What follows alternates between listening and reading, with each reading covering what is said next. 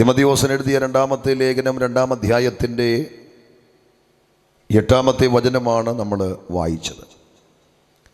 ഈ വാക്യത്തിൻ്റെ വിശദീകരണത്തിലേക്ക് നിശ്ചയമായും ഞാൻ കടക്കും. അതിനു മുമ്പ് തിമോഥെയോസിൻ്റെ ലേഖനത്തെക്കുറിച്ച് ആമുഖമായി ഒരു വാക്ക് മാത്രം ഞാൻ ഒന്നോർപ്പിക്കാം.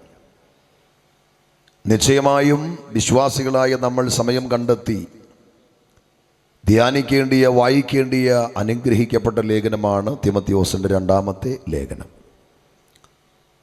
ഇതുവരെ ഈ ലേഖനം പൂർണ്ണമായി വായിക്കുവാനോ ധ്യാനിക്കുവാനോ കഴിയാത്ത ആരെങ്കിലും ഇവിടെ വിശ്വാസികളായിട്ടുണ്ടെങ്കിൽ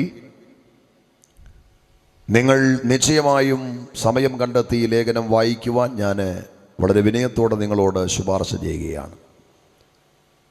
കാരണം നമ്മുടെ പ്രത്യാശയാകുന്ന യേശുക്രിസ്തുവിൻ്റെ മടങ്ങി വരവിനായി അവൻ്റെ മക്കളായ നമ്മെ ഒട്ടനവധി പ്രത്യാശയിൽ ഒരുക്കി നിർത്തുന്ന പ്രബോധനങ്ങൾ, ഉപദേശങ്ങൾ, വിശേഷാലുള്ള കൽപ്പനകൾ, ദൈവാത്മാവ് ധാരാളമായി നിറച്ചു വച്ചിരിക്കുന്ന ഈടുറ്റ ലേഖനമാണ് തിമോഥെയോസിൻ്റെ 2-ാമത്തെ ലേഖനം. മഹാനായ പൗലോസ് ഏതാണ്ട് 14 ലേഖനങ്ങളോളമാണ് പുതിയ നിയമസഭയ്ക്ക് വേണ്ടി എഴുതിയത്. എന്നാൽ പൗലോസ് എഴുതിയ ലേഖന പരമ്പരകളിൽ ഏറ്റവും സമാപനമായി എഴുതിയ ലേഖനമായിട്ടാണ് വേദവ്യാഖ്യാതാക്കൾ തിമോഥെയോസിൻ്റെ 2-ാമത്തെ ലേഖനത്തെ പരിഗണിക്കുന്നത്.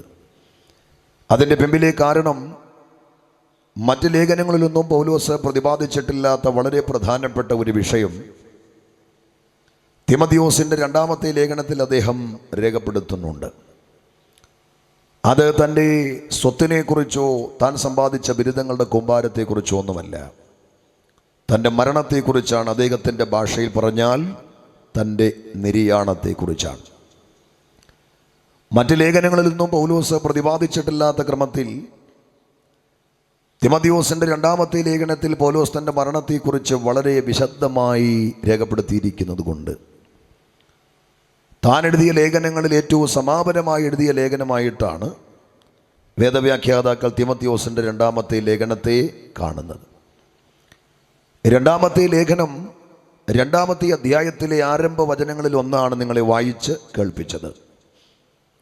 ഈ 2-ാമത്തെ അധ്യായം സമഗ്രമായ ഒരു വിചിന്തനത്തിന്, ധ്യാനത്തിന് നാം വിധേയമാക്കിയാൽ ഗൗരവമേറിയ 3 പ്രസംഗ വിഷയങ്ങൾ ഈ 2-ാം അധ്യായത്തിൽ നമുക്ക് കാണുവാൻ കഴിയും. കാമ്പുള്ള, കഴമ്പുള്ള, ആഴമുള്ള, അർത്ഥമുള്ള ഗംഭീരമായ 3 പ്രസംഗ വിഷയങ്ങളാൽ പൂത്തുലഞ്ഞ് സമ്പൽ സമൃദ്ധമായി നിൽക്കുന്ന അധ്യായമാണ് ഈ 2-ാമത്തെ അധ്യായം.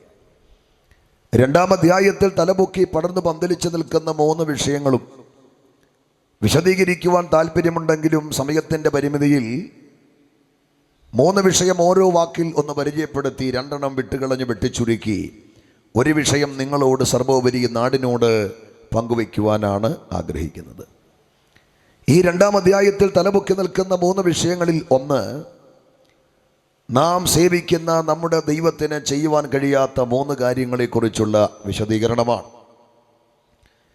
ഈ അധ്യായത്തിലെ 2-ാമത്തെ വിഷയം ദൈവമക്കളായ നമുക്ക് ലഭ്യമായ 7 സ്ഥാനങ്ങൾ, ആ 7 സ്ഥാനങ്ങളിൽ നിന്നുകൊണ്ട് നാം നിർവഹിക്കേണ്ടിയ 7 ഉത്തരവാദിത്വങ്ങളെക്കുറിച്ചുള്ള വിശദീകരണമാണ്. ഈ അധ്യായത്തിലെ 3-ാമത്തെ വിഷയം ഗംഭീരമാണ്, ഗൗരവമാണ്. സുവിശേഷം എന്താണ്? സുവിശേഷം എന്തെല്ലാമാണ്? ആ വിഷയമാണ് ഇന്ന് രാത്രി ഈ നാടിനോട്, നിങ്ങളോട് പങ്കുവയ്ക്കുവാൻ ഞാൻ ആഗ്രഹിക്കുന്നത്. അപ്പോൾ ഈ അധ്യായത്തിൽ തലപൊക്കി നിൽക്കുന്ന 3 ഗൗരവമേറിയ വിഷയങ്ങൾ 2 വിട്ടുകളഞ്ഞ് 3-ാമത്തെ വിഷയത്തിലേക്ക് നിങ്ങളുടെ ശ്രദ്ധ ഞാൻ ചോദിക്കുകയാണ്. സുവിശേഷം എന്താണ്? സുവിശേഷം എന്തെല്ലാമാണ്? അപ്പോൾ ഈ യോഗങ്ങളുടെ തൃതീയ സന്ധിയിൽ എൻ്റെ പ്രഭാഷണത്തിന് നിങ്ങളുടെ മൗനാനുവാദത്തോടെ ഞാനൊരു തലക്കെട്ട് കൊടുക്കുന്നത് സുവിശേഷം എന്താണ്, എന്തെല്ലാമാണ്. ഇങ്ങനെയൊരു യോഗം ഒരുപാട് ബദ്ധപ്പാടുകൾ സഹിച്ച് ഈ പ്രിയപ്പെട്ടവരുടെ ക്രമീകരിച്ചിരിക്കുന്നതിൻ്റെ പിമ്പിലെ ലക്ഷ്യമെന്ന് പറയുന്നത്, കാരണമെന്ന് പറയുന്നത് സകല ജനത്തിനും രക്ഷയ്ക്ക് കാരണമായ യേശുക്രിസ്തുവിൻ്റെ നിർമ്മല സുവിശേഷം ഈ നാടിനോട് വിളംബരം ചെയ്യുക എന്നുള്ളതാണ്. 5 മണിക്കൂർ വാഹനമോടിച്ചേറെ ബദ്ധപ്പാടുകൾ സഹിച്ച് ഈ പുൾപിറ്റിൽ ഈ മൈക്കുമായി ഞാൻ നിങ്ങളെ അഭിസംബോധന ചെയ്യുന്നത് മറ്റൊന്നും പറയാനല്ല, മറ്റൊന്നിനെ കുറിച്ചും പറയാനല്ല. സകല ജനത്തിനും രക്ഷയ്ക്ക് കാരണമായ യേശുക്രിസ്തുവിന്റെ നിർമ്മല സുവിശേഷം ഈ നാടിനോട് വിളംബരം ചെയ്യാനാണ്. എളിയവനിൽ ഏറ്റവും എളിയവനായൊരു സുവിശേഷ പ്രഭാഷകൻ എന്ന നിലയിൽ എനിക്ക് പ്രസംഗിക്കുവാൻ ലഭിക്കുന്ന പ്ലാറ്റ്ഫോമുകൾ ഏത് തന്നെയാണെങ്കിലും, കവലയാണെങ്കിലും ശരി, കല്യാണ വീടാണെങ്കിലും ശരി, മരണ വീടാണെങ്കിലും ശരി, കൺവെൻഷൻ ആണെങ്കിലും ശരി, എൻ്റെ പ്രസംഗത്തിൻ്റെ സിംഹഭാഗ സമയവും സുവിശേഷം മാത്രം കൈകാര്യം ചെയ്യണമെന്ന് ആഗ്രഹിക്കുന്ന എളിയവന് ഏറെ എളിയവനായൊരു സുവിശേഷകൻ എന്ന നിലയിൽ ഇന്ന് രാത്രി ഈ നാടിനോട് വിളംബരം ചെയ്യുവാൻ പ്രാർത്ഥനയോടെ ഞാൻ തിരഞ്ഞെടുത്തിരിക്കുന്ന വിഷയം സുവിശേഷം എന്താണ് എന്നുള്ളതാണ്. എന്താണ് സഹൃദയരെ സുവിശേഷം? സുവിശേഷം എന്ന പദത്തിന് വളരെ സുന്ദരമായ ഒരു ആശയമുണ്ട്. ഒരു പക്ഷേ നിങ്ങൾക്കറിയാം എന്താണ് സുവിശേഷം എന്ന പ്രയോഗത്തിൻ്റെ ആശയം. സുവിശേഷം എന്ന പദത്തിൻ്റെ ആശയം ഗുഡ് ന്യൂസ് എന്നാണ്, നല്ല വാർത്ത എന്നാണ്. ഇവിടെ എവിടെയാണ് നമുക്ക് നല്ല വാർത്ത കാണുവാൻ കഴിയുന്നത്? നമ്മുടെ മാധ്യമങ്ങൾ ദൃശ്യമാകട്ടെ ശ്രവണമാകട്ടെ പരിശോധിച്ചാൽ അത്ര നല്ല വാർത്തകളൊന്നും നമുക്ക് കാണാൻ കഴിയത്തില്ല. പ്രഭാതത്തിൽ മുറ്റത്ത് പറന്നു വീടുന്ന പേപ്പർ നിവർത്തി ആർത്തിയോടെ വാർത്ത പരതിയാൽ അത്ര നല്ല വാർത്തകളൊന്നും നമുക്ക് കാണുവാൻ കഴിയത്തില്ല. പലപ്പോഴും നമ്മെ ആശങ്കപ്പെടുത്തുന്ന, നിരാശപ്പെടുത്തുന്ന, ഭയപ്പെടുത്തുന്ന, സങ്കടപ്പെടുത്തുന്ന ഒരു പിടി ദുരിത ദുഃഖ വാർത്തകളെ കൊണ്ട് നമ്മുടെ മാധ്യമങ്ങൾ ആപാദ ചൂടം നിറഞ്ഞു തുളുമ്പുമ്പോൾ ഇതിനകത്ത് മനുഷ്യന് സമാധാനം പകരുന്ന, സന്തോഷം പകരുന്ന, പ്രത്യാശ പകരുന്ന ഒരു നല്ല വാർത്തയുണ്ടെങ്കിൽ നിസംശയം പറയാം, ഞങ്ങൾ പ്രസംഗിക്കുന്ന യേശുക്രിസ്തുവിന്റെ നിർമ്മലമായ സുവിശേഷം മാത്രമാണ്. ഒരുപാട് ദുരിത ദുഃഖ വാർത്തകളുടെ നടുവിൽ എന്താണ് സുവിശേഷം ലോകത്തിന് നൽകുന്ന സന്തോഷ വാർത്ത? എന്താണ് സുവിശേഷം ലോകത്തിന് നൽകുന്ന ഗുഡ് ന്യൂസ്? വളരെ ലളിതമാണത്, വളരെ സിമ്പിളാണ്. ആ സന്തോഷ വാർത്ത ഇത്രയേ ഉള്ളൂ: മനുഷ്യ, നിനക്കൊരു രക്ഷകനുണ്ട്. മനുഷ്യ, നിനക്കൊരു വിമോചകനുണ്ട്. മനുഷ്യ, നിനക്കൊരു ഉദ്ധാരകനുണ്ട്. മനുഷ്യ, നിനക്കൊരു പാപമോചകനുണ്ട്. ആ പാപമോചകൻ, ആ ഉദ്ധാരകൻ, ആ രക്ഷകൻ, ആ വിമോചകൻ ആരാണ്? സുവിശേഷത്തിന്റെ കേന്ദ്ര ബിന്ദുവായ യേശു ക്രിസ്തുവാണ്. ഒറ്റ വാക്കിൽ പറഞ്ഞാൽ മനുഷ്യൻ നേരിടുന്ന സകല പ്രശ്നങ്ങൾക്കും ആ യേശു ക്രിസ്തുവിലൂടെ പരിഹാരമുണ്ട്. നീ രോഗിയാണോ? നിന്റെ മാറാരോഗത്തെ മരുന്നില്ലാതെ സൗഖ്യമാക്കാൻ കഴിവുള്ളൊരു പരമവൈദ്യനുണ്ട്. നീ മാനസികമായി തകർന്ന വ്യക്തിയാണോ? നിന്റെ മനസ്സിന്റെ നൊമ്പരങ്ങളെയും ഭാരങ്ങളെയും പറിച്ചു മാറ്റി ഇന്നുവരെ അനുഭവിച്ചിട്ടില്ലാത്തൊരു ദിവ്യ സമാധാനം നിന്റെ അകതാരിൽ പാകി കിളിപ്പിക്കുവാൻ കരുത്തുള്ളൊരു സമാധാനദായകനുണ്ട്. നീ ശപിക്കപ്പെട്ടവനാണോ? നീ പാപിയാണോ? കർമ്മങ്ങളും കർമ്മകാണ്ഡങ്ങളും ആചാരങ്ങളും അനുഷ്ഠാനങ്ങളും ഇല്ലാതെ നിന്റെ സകല ശാപത്തെയും നിന്റെ സകല പാപത്തെയും സൗജന്യമായി പരിഹരിക്കുവാൻ കരുത്തുള്ളൊരു ശാപമോക്ഷകനുണ്ട്, ഒരു പാപപരിഹാരകനുണ്ട്. ആരാണ് ആ പാപപരിഹാരകൻ? ആരാണ് ആ ശാപമോക്ഷകൻ? ആരാണ് ആ സമാധാനദായകൻ? ആരാണ് ആ സൗഖ്യദായകൻ? അത് മറ്റാരുമല്ല, സുവിശേഷത്തിന്റെ യഥാർത്ഥ സത്താവിശേഷമായ കർത്താവായ യേശു ക്രിസ്തു മാത്രമാണ്. ഒറ്റ വാക്കിൽ പറഞ്ഞാൽ ദൈവത്തിന്റെ സൃഷ്ടിയുടെ മകുടമായ മനുഷ്യൻ ഈ ഭൂമിയിൽ നേരിടുന്ന സകല പ്രശ്നങ്ങൾക്കും സുവിശേഷത്തിന്റെ കേന്ദ്ര ബിന്ദുവായ കർത്താവായ യേശു ക്രിസ്തുവിലൂടെ ക്രിയാത്മകമായ, അടിസ്ഥാനകരമായ, ശാശ്വതമായ പരിഹാരമുണ്ട് എന്ന സന്തോഷ വാർത്തയാണ് സുവിശേഷം ലോകത്തിന് നൽകുന്ന ഗുഡ് ന്യൂസ്. അതുമാത്രമാണ് ഞങ്ങൾക്ക് പറയാനുള്ളത്. അതല്ലാതെ ഇന്ന് രാത്രി മറ്റൊന്നും ഞങ്ങൾക്ക് പറയാനില്ല. അപ്പൊ ഇന്ന് രാത്രിയിൽ നാം വായിച്ച തിരുവെഴുത്തിൽ സുവിശേഷത്തിന്റെ സാരസംഗ്രഹത്തെക്കുറിച്ച് പൗലോസ് എത്ര വിശദമായിട്ടാണ് രേഖപ്പെടുത്തിയിരിക്കുന്നത്. സുവിശേഷത്തെക്കുറിച്ച് ഇത്ര ക്രിസ്റ്റൽ ക്ലിയറായി രേഖപ്പെടുത്തിയിരിക്കുന്ന ഒരു വാക്യം എൻ്റെ അന്വേഷണത്തിൽ വിശുദ്ധ ബൈബിളിൽ ഇതല്ലാതെ വേറെ ഞാൻ കണ്ടിട്ടില്ല. നിങ്ങൾ അന്വേഷിക്കുന്നെങ്കിൽ കണ്ടുപിടിച്ചു, എനിക്ക് വിരോധമൊന്നുമില്ല. സുവിശേഷത്തെക്കുറിച്ച് എൻ്റെ പ്രത്യാശാദായമായ തിരുവെഴുത്തിൽ ഞാനൊരു തിരയൽ നടത്തിയപ്പോൾ ഇത്ര കൃത്യമായി സുവിശേഷത്തെക്കുറിച്ച് വിശദീകരിച്ചിരിക്കുന്ന ഒരു വാക്യം വിശുദ്ധ ബൈബിളിന്റെ തങ്കത്താളിൽ ഇതല്ലാതെ മറ്റൊന്ന് ഞാൻ കണ്ടിട്ടില്ല. ദാവീദിന്റെ സന്തതിയായി ജനിച്ച് മരിച്ചിട്ട് ഉയർത്തെഴുന്നേറ്റിരിക്കുന്ന യേശു ക്രിസ്തുവിനെ ഓർത്തുകൊള്ളുക, അതാകുന്നു എൻ്റെ സുവിശേഷം. എല്ലാവരും ഒന്ന് പറഞ്ഞാട്ടെ, ഉറക്കെ ഒന്ന് പറഞ്ഞാട്ടെ. ദാവീദിന്റെ സന്തതിയായി ജനിച്ച് മരിച്ചിട്ട് ഉയർത്തെഴുന്നേറ്റിരിക്കുന്ന യേശു ക്രിസ്തുവിനെ ഓർത്തുകൊള്ളുക, അതാകുന്നു എൻ്റെ സുവിശേഷം. കൈകൾ ഉയർത്തി ഉച്ചത്തിലൂടെ ഹല്ലേലൂയ പറഞ്ഞാട്ടെ.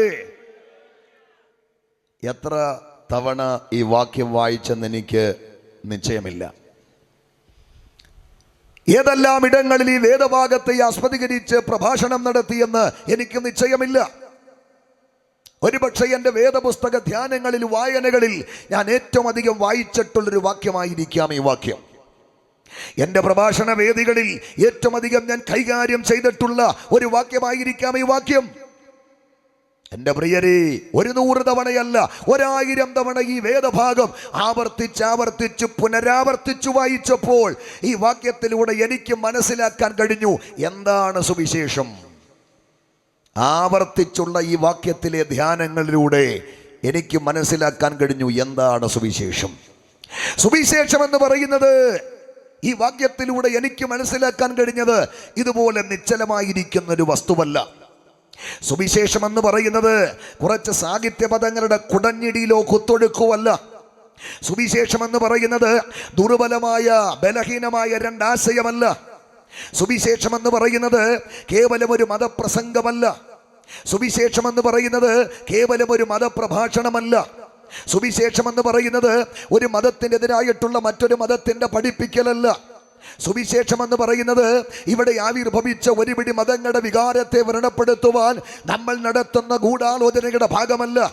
സുവിശേഷം എന്ന് പറയുന്നത് ഒരു മതപരിവർത്തനമല്ല.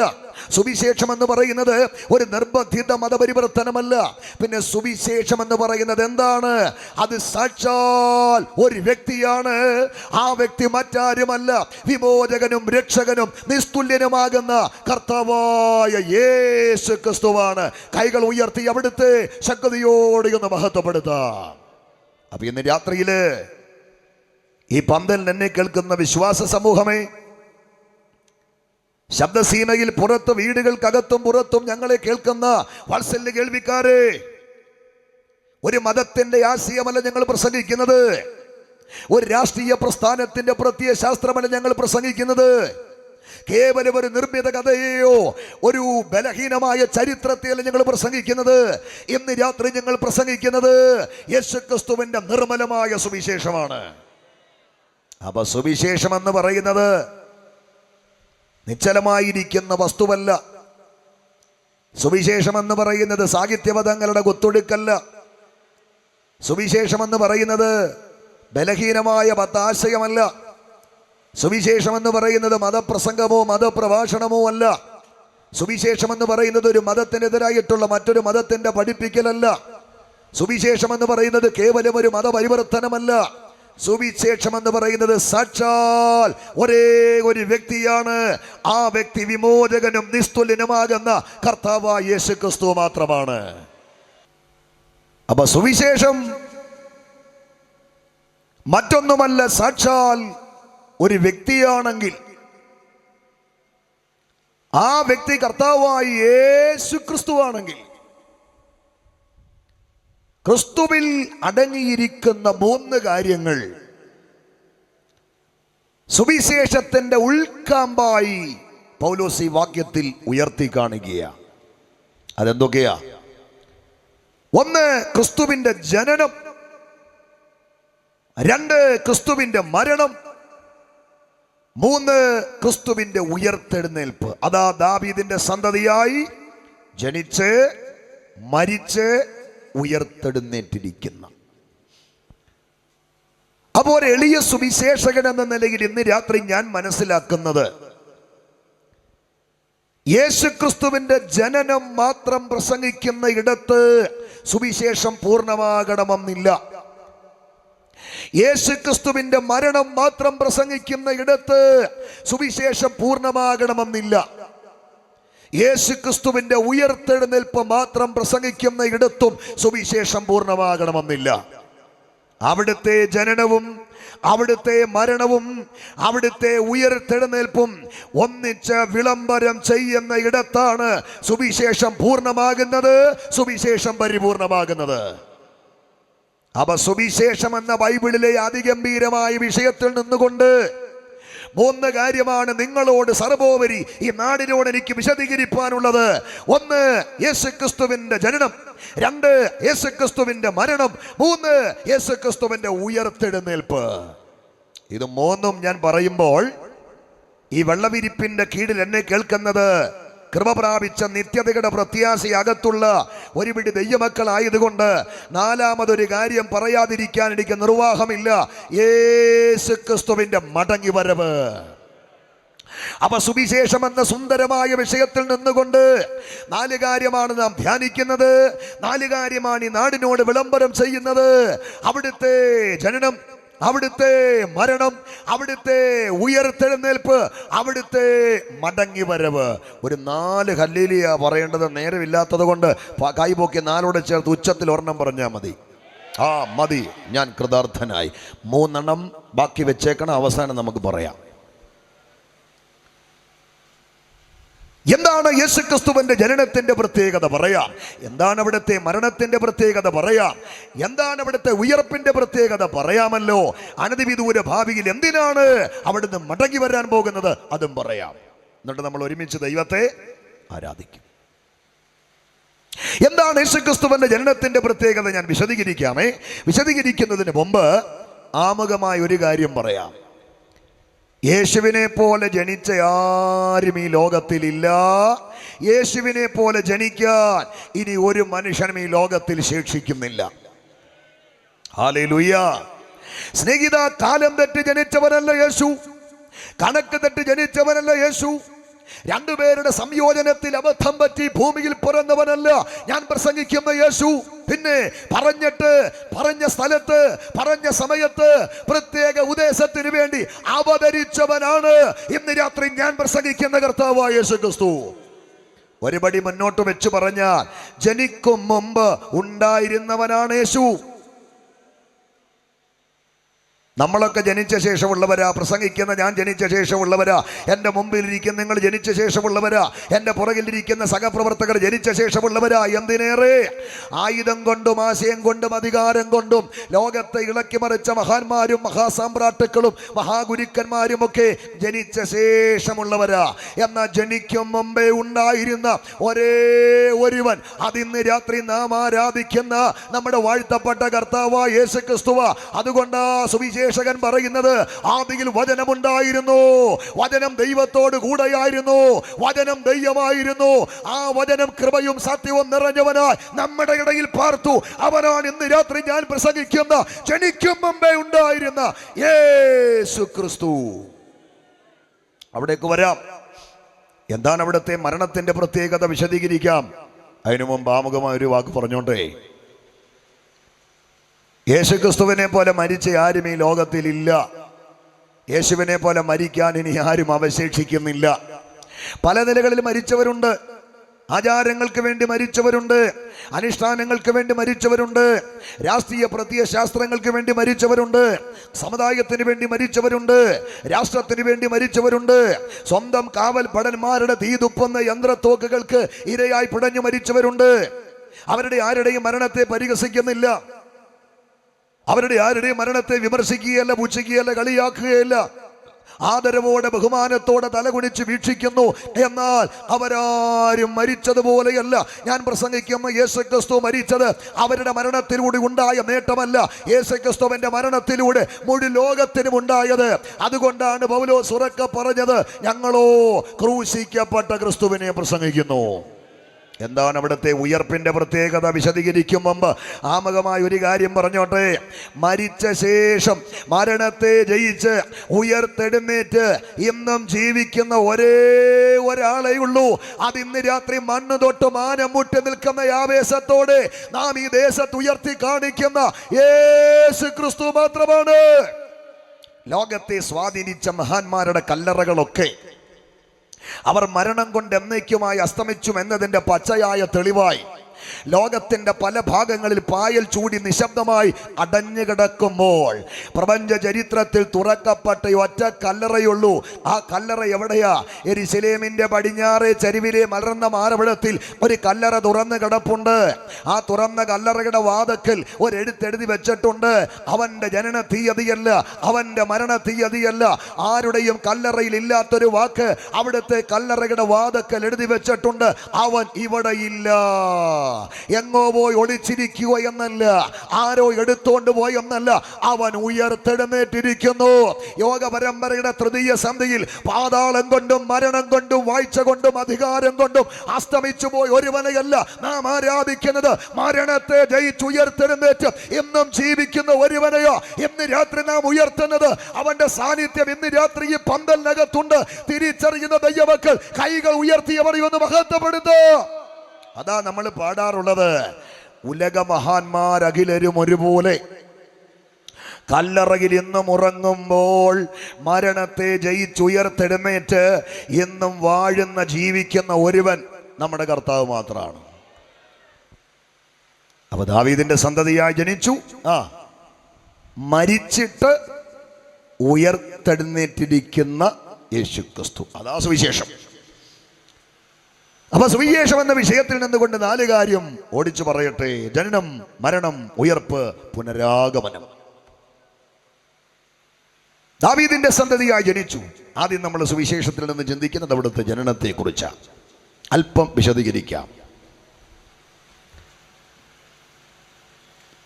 യേശുക്രിസ്തുവിന്റെ ജനനത്തെ കുറിച്ച് പറയുമ്പോൾ 2 പ്രധാന കാര്യമാണ്. 1, 2 എന്ന ക്രമത്തിൽ എനിക്കിവിടെ ഓർപ്പിക്കാനുള്ളത്. 1, എന്തിനാണ് കർത്താവായ യേശുക്രിസ്തു ഈ ലോകത്തിൽ ജനിച്ചത്? 2, എങ്ങനെയാണ് യേശുക്രിസ്തു ഈ ലോകത്തിൽ ജനിച്ചത്? ഈ ജനിച്ചു എന്ന പദത്തെക്കാൾ അവതരിച്ചു എന്ന പദമായി എനിക്കിഷ്ടം. അവതരിച്ചു എന്ന പദം കൊണ്ട് ജനിക്കും മുമ്പ് ഉണ്ടായിരുന്നു എന്നാണ് അർത്ഥമാക്കുന്നത്. പക്ഷേ ബൈബിളിൽ ജനിച്ചു എന്ന വാക്കായതുകൊണ്ട് അതിൽ തന്നെ നിൽക്കാം. എന്തിന് ജനിച്ചു? എങ്ങനെ ജനിച്ചു? മഹാദൈവമായവൻ, മഹത്വവാനായവൻ,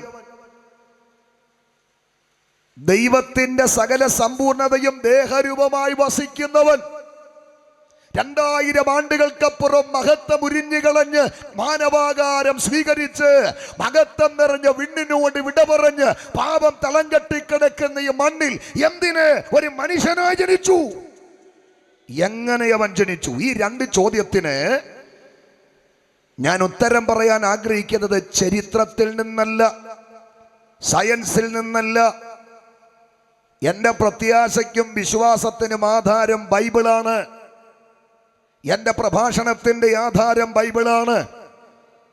അതുകൊണ്ട് അവിടുന്ന് എന്തിന് ജനിച്ചു എന്ന ചോദ്യത്തിന് ഇന്ന് രാത്രി ഞാൻ ഉത്തരം തരാൻ ആഗ്രഹിക്കുന്നത് ബൈബിളിലെ അനുഗ്രഹിക്കപ്പെട്ട 2 വചനങ്ങൾ ഉദ്ധരിച്ചുകൊണ്ട്. ആ വചനം വായിക്കണ്ട, ഞാൻ പറയാം. യേശു ഈ ലോകത്തിൽ എന്തിന് ജനിച്ചു എന്ന ചോദ്യത്തിന്റെ പഴുതടച്ചുള്ള ഉത്തരമാണ് ആ 2 വചനം. കേട്ടേ, നമ്മൾ ഈ മത്തായി സുവിശേഷത്തിലേക്ക് വരുമ്പോൾ യേശുക്രിസ്തുവിൻ്റെ മാതാപിതാക്കളാകാൻ ഭാഗ്യം ലഭിച്ച മറിയോടും ജോസഫിനോടും യേശുക്രിസ്തുവിൻ്റെ ജനനത്തെക്കുറിച്ച് ദൈവത്തിൻ്റെ ദൂതൻ പറഞ്ഞ ഭാഗമൊക്കെ ഒരുപാട് നാം വായിച്ചിട്ടുണ്ട്, കേട്ടിട്ടുണ്ട്. യേശുവിൻ്റെ അമ്മയാകാൻ ഭാഗ്യം ലഭിച്ച മറിയയുടെ അരികിൽ സർവശക്തനായ ദൈവത്തിൻ്റെ ദൂതൻ ഒരിക്കൽ പ്രത്യക്ഷപ്പെട്ടിട്ട് മറിയോട് പറയുക, കൃപ ലഭിച്ചവളെ നിനക്ക് വന്ദനം. ഉറക്കെന്ന് പറഞ്ഞ, നിനക്ക് വന്ദനം. അപ്രതീക്ഷിതമായി കേട്ട വന്ദനസ്വരം കേട്ട മറിയ ഞെട്ടിത്തിരിഞ്ഞു നോക്കിയപ്പോ കണ്ടത് വന്ദനസ്വരം പറഞ്ഞത് ആരാ? തേജോമയനായ മഹാദൈവത്തിന്റെ തേജോമയനായ ദൂതനാണ്. ദൂതന്റെ വന്ദനസ്വരം കേട്ട് ഞെട്ടിത്തെരിച്ച് നിൽക്കുന്ന മറിയോട് വന്ദനത്തിന്റെ അകമ്പടിയിൽ ദൂതനൊരു ദൂത് പറഞ്ഞു.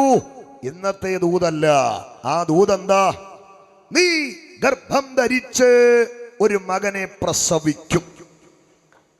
ഹല്ലേലൂയ. ജീവിതത്തിന്റെ പവിത്രതയും വിശുദ്ധിയും കാത്തു സൂക്ഷിച്ച വിവാഹം കഴിച്ചിട്ടില്ലാത്ത, വിവാഹം നിശ്ചയം കഴിഞ്ഞ് വിവാഹത്തിന്റെ നാളുകൾ എണ്ണി കാത്തിരിക്കുന്ന നിഷ്കളങ്കയായ മറിയയോട്, ജീവിതത്തിന്റെ വിശുദ്ധി കാത്തു സൂക്ഷിച്ച മറിയയോട് ദൈവത്തിന്റെ ദൂതൻ പറയുക, നീ ഗർഭം ധരിച്ചൊരു മകനെ പ്രസവിക്കും. മനുഷ്യന്റെ അറിവോടെയല്ല, പുരുഷന്റെ അറിവോടെയല്ല ആ ജനനം. പിന്നെ അത്യുന്നതന്റെ ശക്തി നിന്റെ മേൽ നിഴലിടും, പരിശുദ്ധാത്മാവ് നിന്റെ മേൽ വരും. അങ്ങനെ നീ ഒരു മകനെ പ്രസവിക്കാൻ പോകുകയാ. ആ മകൻ ആരാന്നറിയാമോ? ഒരു സാഹിത്യകാരന്റെ വാക്ക് കടമെടുത്തു പറഞ്ഞാൽ, ആ മകൻ ഗ്രന്ഥകാരനല്ല, ആ മകൻ തീർത്ഥാടകനല്ല, ആ മകൻ ചരിത്രകാരനല്ല, ആ മകൻ സാഹിത്യകാരനല്ല, ആ മകൻ സത്യാന്വേഷകനല്ല. മറിയേ, പരിശുദ്ധാത്മാവിനാൽ നീ ഗർഭം ധരിച്ച് ഈ ലോകത്തിൽ ജന്മം കൊടുക്കാൻ പോകുന്ന ആ മകൻ ആരാന്നറിയാമോ? കേട്ടോ, ആ മകൻ തൻ്റെ ജനത്തെ അവരുടെ പാപങ്ങളിൽ നിന്നും രക്ഷിപ്പാൻ ഇരിക്കൊണ്ട് നീ അവനെ രക്ഷകൻ എന്നർത്ഥം വരുന്ന യേശു എന്ന് പേർ വിളിക്കണം. അടുത്തൊരു വചനം നമുക്ക് മനപ്പാടാ. മനുഷ്യന്റെ പാപത്തിൽ നിന്നും അവരെ രക്ഷിപ്പാൻ കർത്താവായ യേശുക്രിസ്തു ലോകത്തിൽ വന്നു എന്നുള്ളത് വിശ്വാസ്യവും എല്ലാവരും അംഗീകരിപ്പാൻ യോഗ്യമായ വചനം. എന്നെ ആവേശത്തിന്റെ എവറസ്റ്റിൽ കയറ്റിയ ഒരു വചനമാ. എൻ്റെ സിരകളിൽ അവരെ പ്രസംഗിക്കുവാൻ വല്ലാതെ ആവേശത്തിന്റെ അഗ്നി ആളിപ്പടർത്തിയ ഒരു വചനമാ. മനുഷ്യന്റെ പാപത്തിൽ നിന്നും അവരെ രക്ഷിപ്പാൻ യേശുക്രിസ്തു ലോകത്തിൽ വന്നു എന്നുള്ളത് വിശ്വാസ്യവും എല്ലാ മനുഷ്യരും അംഗീകരിപ്പാൻ യോഗ്യമായ വചനം തന്നെ. ഈ രണ്ട് വേദഭാഗങ്ങൾ പ്രാർത്ഥനയോടെ ചേർത്ത് വെച്ചൊന്ന് അപഗ്രഥിച്ചപ്പോൾ, ധ്യാനിച്ചപ്പോൾ, യേശു ഈ ലോകത്തിൽ എന്തിന് ജനിച്ചു എന്ന ചോദ്യത്തിന് കൃത്യമായ ഉത്തരം എനിക്ക് കിട്ടി. ഈ ശബ്ദസീമയിൽ ഞങ്ങളെ ശ്രവിക്കുന്ന വാത്സല്യം എത്രമേ മഹാദൈവമായ ക്രിസ്തു 2024 ആണ്ടുകൾക്കപ്പുറം ഒരു മനുഷ്യനായി ഈ ലോകത്തിൽ ജനിച്ചത് ഈ രണ്ട് വാക്യത്തിന്റെ അടിസ്ഥാനത്തിൽ നിന്ന് പറയാ, രണ്ട് കാര്യത്തിന് വേണ്ടിയാണ് യേശു ഈ ലോകത്തിൽ ജനിച്ചത്. ഒന്ന്, ദൈവത്തെ വെളിപ്പെടുത്താൻ. രണ്ട്, പാപത്തിൽ നിന്നും മനുഷ്യനെ രക്ഷിപ്പാൻ. മനസ്സിലായില്ലേ? യേശു ഈ ലോകത്തിൽ വന്നത് എന്തിനാണ്?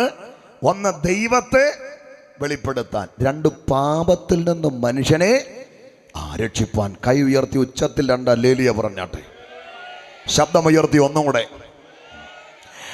ദൈവത്തെ വെളിപ്പെടുത്താനും പാപത്തിൽ നിന്നും മനുഷ്യനെ രക്ഷിപ്പാനും ലോകത്തിൽ അവതരിച്ച ഏക അവതാരം ഞാൻ പ്രസംഗിക്കുന്ന കർത്താവായ യേശു ക്രിസ്തുവാണെങ്കിൽ മുഴു ലോകത്തോടും ഞങ്ങൾ പറയും, മറ്റൊരുത്തനിലും രക്ഷയില്ല. നാം രക്ഷിക്കപ്പെടുവാൻ ആകാശത്തിന്റെ കീഴിൽ മനുഷ്യരുടെ ഇടയിൽ യേശു ക്രിസ്തുവിന്റെ നാമമല്ലാതെ നൽകപ്പെട്ട വേറെ ഒരു നാമവുമില്ല. ദൈവത്തെ വെളിപ്പെടുത്താൻ വന്നവൻ, പാപത്തിൽ നിന്നും മനുഷ്യനെ രക്ഷിപ്പാൻ വന്നവൻ. ദൈവത്തെ വെളിപ്പെടുത്താനായി യേശു ഈ ലോകത്തിൽ വന്നത്. ഏത് ദൈവത്തെ? സത്യദൈവത്തെ. ഏത് ദൈവത്തെ? സഗുണ സമ്പൂർണനായ ദൈവത്തെ. ഏത് ദൈവത്തെ? സനാതനനാകുന്ന ദൈവത്തെ. ഏത് ദൈവത്തെ? താൻ മാത്രം അമർത്തതയിൽ വസിക്കുന്ന ദൈവത്തെ. ഏത് ദൈവത്തെ? ഏക രക്ഷകനായ ദൈവത്തെ. ഏത് ദൈവത്തെ? ആരാധനയ്ക്ക് യോഗ്യനായ ആ സത്യ ദൈവത്തെ വെളിപ്പെടുത്താനാണ് യേശുക്രിസ്തു ലോകത്തിൽ വന്നത്. അതുകൊണ്ടല്ലേ പാലസ്തീനിൽ നിന്ന് മാറത്ത് തട്ടി അകലുകൂടി ജനത്തോട് യേശു പറഞ്ഞത് എന്ത്? എന്നെ കണ്ടവൻ എൻ്റെ പിതാവിനെ കണ്ടിരിക്കുന്നു. അടുത്തത്, എന്നിലൂടെ അല്ലാതെ പിതാവിങ്കലേക്ക് ആർക്കും പ്രവേശനമില്ല. മോശയെ കണ്ടവനെന്നല്ല കേട്ടോ, ഏലിയാവിനെ കണ്ടവനെന്നല്ല. ഒറ്റ പ്രവചനം കൊണ്ട് ആയിരക്കണക്കിന് അസ്ഥി കൂമ്പാരങ്ങളെ സൈന്യമാക്കി നിർത്തിയ എഗസ്കേലിനെ കണ്ടവനെന്നല്ല. ലോകം കണ്ട ഏറ്റവും സമാരാധ്യനായ നേതാവ് മോശയെ കണ്ടവനെന്നല്ല. എന്നെ കണ്ടവൻ എൻ്റെ പിതാവിനെ കണ്ടിരിക്കുന്നു. എന്നിലൂടെയല്ലാതെ ആർക്കും പിതാവിങ്കിലേക്ക് പ്രവേശനമില്ല എന്നാണ് ഈ വിളംബരത്തിന്റെ ആശയം. ചെങ്കവിള ദേശമേ, ഈ വിളംബരത്തിന്റെ ആശയം എന്താണെന്നറിയാമോ? എന്നെ കണ്ടവൻ എൻ്റെ പിതാവിനെ കണ്ടിരിക്കുന്നു എന്ന് പറഞ്ഞാൽ അതിൻ്റെ ആശയം എത്രയേ ഉള്ളൂ? ദൈവത്തെ കാണണോ? വഴി യേശു ക്രിസ്തുവാകുന്ന ഞാൻ മാത്രമാണ്. എന്നിലൂടെ അല്ലാതെ പിതാവിങ്കിലേക്ക് ആർക്കും പ്രവേശനമില്ല എന്നാണ് ആ വിളംബരത്തിന്റെ ആശയം. ദൈവത്തിങ്കിലേക്ക് പ്രവേശിക്കണോ വഴി യേശു ക്രിസ്തുവാകുന്ന ഞാൻ മാത്രമാണ്. ഇന്ന് രാത്രി ദേശമേ, ദൈവത്തെ കാണാൻ ഒരേ ഒരു വഴി, അത് കർത്താവായ യേശു ക്രിസ്തുവാണ്. ദൈവത്തിങ്കിലേക്ക് പ്രവേശിക്കാൻ ഒരേ ഒരു വഴി, അത് കർത്താവായ യേശു ക്രിസ്തു മാത്രമാണ്. യേശു ക്രിസ്തുവിലൂടെ ദൈവത്തെ അറിഞ്ഞ, യേശു ക്രിസ്തുവിലൂടെ ദൈവത്തിങ്കിലേക്ക് പ്രവേശിച്ച ദൈവമക്കൾ ഇന്ന് രാത്രി ഈ പന്തലിനകത്തുണ്ടെങ്കിൽ കരങ്ങൾ അടിച്ച് ആത്മാവിനൊന്ന് ബലപ്പെട്ട്, അതെ, ദൈവത്തെ കാണാൻ, ദൈവത്തിങ്കിലേക്ക് പ്രവേശിക്കാൻ ഒരേ ഒരു വഴി, അത് യേശുക്രിസ്തു മാത്രമാണ്. അതുകൊണ്ടാണ് ക്രിസ്തു പറഞ്ഞത്, ഞാൻ തന്നെ വഴിയും സത്യവും ജീവനുമാകുന്നു. ദൈവത്തെ കാണണോ? വഴി യേശുവാണ്. മനുഷ്യൻ ദൈവത്തെ തേടി അലയുക.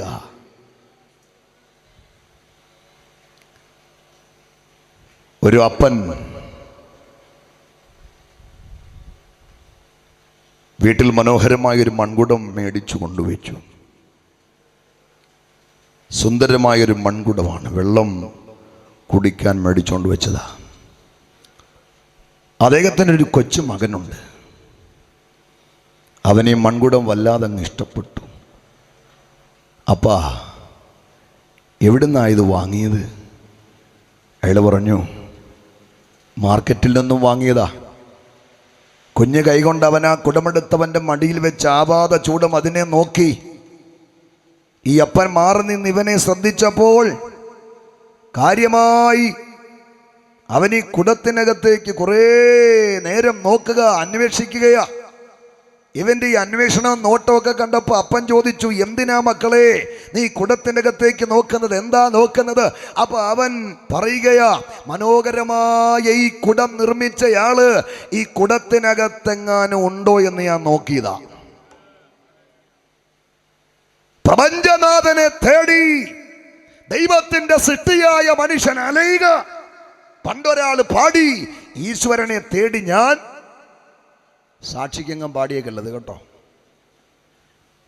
ഈശ്വരനെ തേടി ഞാൻ അലഞ്ഞു, കടലുകൾ കടന്ന് ഞാൻ തിരഞ്ഞു, അവിടെയുമില്ല ഇവിടെയുമില്ല ഈശ്വരൻ, വിജനമായ ഭൂമിയിൽ എങ്ങും ഇല്ല ഈശ്വരൻ.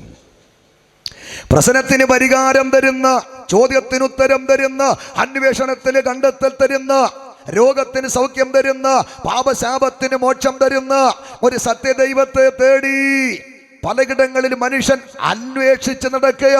എന്ന് രാത്രി ലൈവിലൂടെയല്ല, ശബ്ദസീമയിലൂടെ ഞങ്ങളെ ശ്രമിക്കുന്ന വാത്സല്യമിത്രമേ, പ്രശ്നത്തിന് പരിഹാരം തരുന്ന, ചോദ്യത്തിനുത്തരം തരുന്ന, അന്വേഷണത്തിന് കണ്ടെത്തൽ തരുന്ന, ജീവിതത്തിന് സമാധാനം തരുന്ന, രോഗത്തിന് സൗഖ്യം തരുന്ന, പാപശാപത്തിന് മോക്ഷം തരുന്ന ഒരു സത്യദൈവത്തെ തേടി അവരുടെ പല കോണുകളിലും അന്വേഷിച്ച് നടക്കുന്ന നിഷ്കളങ്കരും സ്നേഹസമ്പന്നരുമായ ഏതെങ്കിലും സത്യാന്വേഷികൾ ഈ ശബ്ദസീമയിൽ ഞങ്ങളെ ശ്രമിക്കുന്നെങ്കിൽ സ്നേഹിതോ, ഇന്ന് രാത്രി നിന്റെ പ്രശ്നത്തിന് പരിഹാരം തരുന്ന, ചോദ്യത്തിന് ഉത്തരം തരുന്ന, ജീവിതത്തിന് സമാധാനം തരുന്ന, പാപത്തിന് മോക്ഷം തരുന്ന ഒരു സത്യദൈവത്തെ തിരുവഴുത്തിൽ നിന്നും ഞങ്ങൾ ഉയർത്തി കാണിക്കാം. ആ സത്യദൈവം ആരാ? ആ സത്യദൈവം കേവലം ഒരു മനുഷ്യനല്ല, ആ സത്യദൈവം കേവലം ഒരു മൃഗമല്ല, ആ സത്യദൈവം കേവലം ഒരു പറവയല്ല, ആ സത്യദൈവം കേവലം ഒരു ഇടജാതിയല്ല, ആ സത്യദൈവം കേവലം ഒഴുകുന്നൊരു പുഴയല്ല, ആ സത്യദൈവം തലപൊക്കി നിൽക്കുന്നൊരു കൂറ്റൻ പർവ്വതമല്ല, ആ സത്യദൈവം ഒരു കൂറ്റൻ വടവൃക്ഷമല്ല, ആ സത്യദൈവം സൂര്യചന്ദ്ര ഗോളാദി ഗോളങ്ങളല്ല, ആ സത്യദൈവം അത്രേ വേദപുസ്തകം ഉയർത്തി കാണിക്കുന്ന വിമോചകനും നിസ്തുല്യനും രക്ഷകനുമാകുന്ന യേശു ക്രിസ്തു. കരമടി അല്പ നിമിഷം അവനെ ആരാധിക്കോ.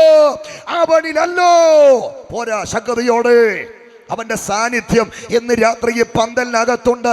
ആ സാന്നിധ്യത്തിന്റെ ചൂട് ആത്മാവിൽ തിരിച്ചറിയുന്ന ദൈവമക്കൾ ആ സത്യ ദൈവത്തെ കൈകളടിച്ച് അല്പനിമിഷം ആത്മാവിലൊന്ന് ആരാധിക്കുക.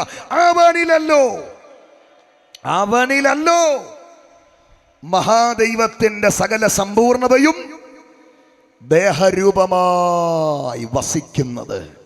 അതുകൊണ്ട് സുവിശേഷത്തിന്റെ കേന്ദ്ര ബിന്ദുവായ, സുവിശേഷത്തിന്റെ സത്താവിശേഷമായ യേശുക്രിസ്തുവിൽ വിശ്വസിക്കുക, പ്രശ്ന പരിഹാരം നേടുക, യേശുക്രിസ്തുവിൽ വിശ്വസിക്കുക. സൗഖ്യം പ്രാപിക്കുക. യേശുക്രിസ്തുവിൽ വിശ്വസിക്കുക, സമാധാനം പ്രാപിക്കുക. യേശുക്രിസ്തുവിൽ വിശ്വസിക്കുക, പാപമോചനം പ്രാപിക്കുക. യേശുക്രിസ്തുവിൽ വിശ്വസിക്കുക, നിത്യജീവൻ പ്രാപിക്കുക. യേശുക്രിസ്തുവിൽ വിശ്വസിക്കുക, നിത്യരക്ഷ പ്രാപിക്കുക. യേശുക്രിസ്തുവിൽ വിശ്വസിക്കുക, ദൈവത്തിന്റെ സമ്പൂർണത അവനിൽ തിരിച്ചറിയുക. അവൻ വിമോചകൻ, രക്ഷകൻ, ആരാധ്യൻ, ഉദ്ധാരകൻ, മഹാദൈവം. അവന്റെ നാമം ഇന്ന് രാത്രി വാഴ്ത്തപ്പെടട്ടെ. അപ്പൊ എന്തിനാണ് യേശുക്രിസ്തു ലോകത്തിൽ വന്നത്? ആദ്യത്തെ ചോദ്യത്തിന് ഉത്തരം കിട്ടിയല്ലോ. ദാവീദിന്റെ സന്തതിയായി ജനിച്ചു. അവിടുത്തെ ജനനത്തെക്കുറിച്ച് ചിന്തിക്കുമ്പോൾ രണ്ട് കാര്യമാണ് നാം മനസ്സിലാക്കിക്കൊണ്ടിരിക്കുന്നത്. ഒന്ന്, എന്തിന് ജനിച്ചു? ഉത്തരം കിട്ടിയില്ലേ? ദൈവത്തെ വെളിപ്പെടുത്താൻ, പാപത്തിൽ നിന്നും മനുഷ്യനെ രക്ഷിപ്പാൻ. പാപത്തിൽ നിന്ന് മനുഷ്യനെ രക്ഷിപ്പാൻ എന്താ ചെയ്തത്? കാൽവറിയിൽ മരിച്ചു, നമ്മുടെ പാപത്തിന്റെ മോചനത്തിന് വേണ്ടി. അത് അവസാനം ഞാൻ പറയാം. അപ്പൊ എന്തിന് ജനിച്ചു? ഉത്തരം കിട്ടിയില്ലേ? ദൈവത്തെ വെളിപ്പെടുത്താനും പാപത്തിൽ നിന്ന് മനുഷ്യനെ രക്ഷിപ്പാൻ. ദൈവത്തെ വെളിപ്പെടുത്താനും പാപിയെ രക്ഷിപ്പാനുമാണ് യേശുക്രിസ്തു ലോകത്തിൽ ജനിച്ചതെങ്കിൽ അവസാന ഭാഗത്തേക്ക് വരാം. എങ്ങനെയാണ് കർത്താവായ യേശുക്രിസ്തു ലോകത്തിൽ ജനിച്ചത്? അത് അല്പനിമിഷം എനിക്കൊന്ന് പറയാനുണ്ട്. പാപിയെ രക്ഷിപ്പാനാണെങ്കിൽ, ദൈവത്തെ വെളിപ്പെടുത്താനാണ് യേശു ലോകത്തിൽ ജനിച്ചതെങ്കിൽ, എങ്ങനെയാണ് യേശുക്രിസ്തു ലോകത്തിലേക്ക് ജനിച്ചത്? മനസ്സിലാക്കേണ്ട യാഥാർത്ഥ്യമാണ്, ചിന്തിക്കേണ്ട യാഥാർത്ഥ്യമാണ്. എല്ലാവരും ജനിച്ച പോലെയല്ല യേശു ലോകത്തിൽ ജനിച്ചത്. അവന്റെ ജനനത്തിൽ അപൂർവമായ ചില വ്യത്യസ്തതകളുണ്ട്. എങ്ങനെ ജനിച്ചു? അതിനൊരു വാക്യം പറ്റുമെങ്കിലൊന്ന് വായിച്ച് സഹായിക്കാമെങ്കിൽ നല്ലതായിരിക്കും. ഫിലിപ്പിയ ലേഖനം 2-ാമത്തെ അധ്യായം 6 മുതൽ 8 വരെയുള്ള വചനങ്ങൾ.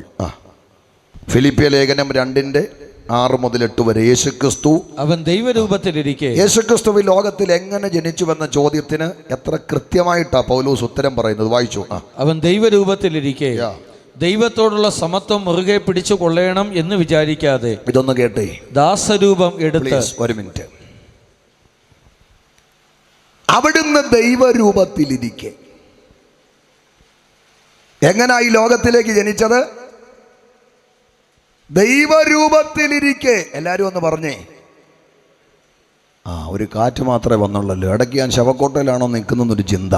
നിങ്ങൾ അതുപോലെ മൗനമാകുന്നുണ്ട്.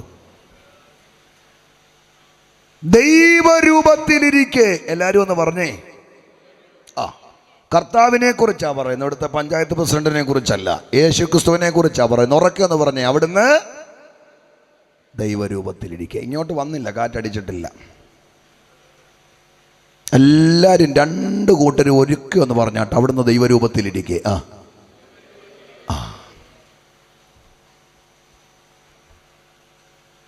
പാപിയെ രക്ഷിപ്പാൻ ഈ ലോകത്തിൽ യേശു മനുഷ്യനായി ജനിക്കും മുമ്പ് അവൻ എങ്ങനെയായിരുന്നത്? പൗലോസ് പറയുന്നു, ദൈവരൂപത്തിലിരിക്കെ. പൂവായിരിക്കെ, പൂമ്പാറ്റയായിരിക്കെ, പൂമ്പൊടിയായിരിക്കെ, പുല്ലായിരിക്കെ, പുഴുവായിരിക്കെ, പൊടിയായിരിക്കെ എന്നല്ല, ദൈവരൂപത്തിലിരിക്കെ എന്ന് പറഞ്ഞാൽ അവന്റെ പൂർവാസ്തിക്യത്തെ കുറിച്ച് പൗലോസ് പറയുക. ഈ ലോകത്തിൽ മനുഷ്യനായി വരുന്നതിന് മുമ്പ് അവൻ എങ്ങനെയായിരുന്നു? ദൈവരൂപത്തിലായിരുന്നു. ശരിക്കുള്ള പരിഭാഷ അവൻ ദൈവമായിരിക്കെ. കരമുയർത്തവർ ഹല്ലേലൂയ പറഞ്ഞാട്ടെ. അവൻ ദൈവമായിരിക്കെ. ഹല്ലേലൂയ. ഞങ്ങൾ പ്രസംഗിക്കുന്ന കർത്താവായ യേശു മറിയയുടെ ഉദരം കടമെടുത്ത് മാനുഷനായി ഈ ലോകത്തിൽ അവതരിക്കുന്നതിന് മുമ്പ് അവൻ എങ്ങനായിരുന്നു? ദൈവരൂപത്തിലായിരുന്നു. എനിക്ക് അവിടെ വിട്ടങ്ങോട്ട് പോകാൻ തോന്നില്ല. അവൻ ദൈവരൂപത്തിലായിരുന്നെന്ന്. ഈ ലോകത്തിൽ നമ്മുടെ കർത്താവ് വരുന്നതിന് മുമ്പ് ദൈവരൂപത്തിലായിരുന്നു. ഈ പൗലോസ് വെറുതെയല്ല പറഞ്ഞത്. വെറുതെയല്ല പൗലോസ് ഇത് പറഞ്ഞത്. ആരെങ്കിലും പ്രസംഗിക്കുന്നത് കേട്ട് വെച്ച് കാച്ചിയതല്ല. ആരെങ്കിലും എഴുതിയ പുസ്തകം വായിച്ചിട്ട് കാണാതെ പഠിച്ചിട്ട് എഴുതി വെച്ചതല്ല. യേശു ഈ ലോകത്തിലേക്ക് വരും മുമ്പ് ദൈവരൂപത്തിലായിരുന്നു എന്ന് പൗലോസ് എഴുതണമെങ്കിൽ യേശുവിനെ ദൈവരൂപത്തിൽ പൗലോസ് കണ്ടിട്ടുണ്ട് എന്നാണ് എൻ്റെ വിശ്വാസം. എന്താ ദൈവത്തിൻ്റെ രൂപം?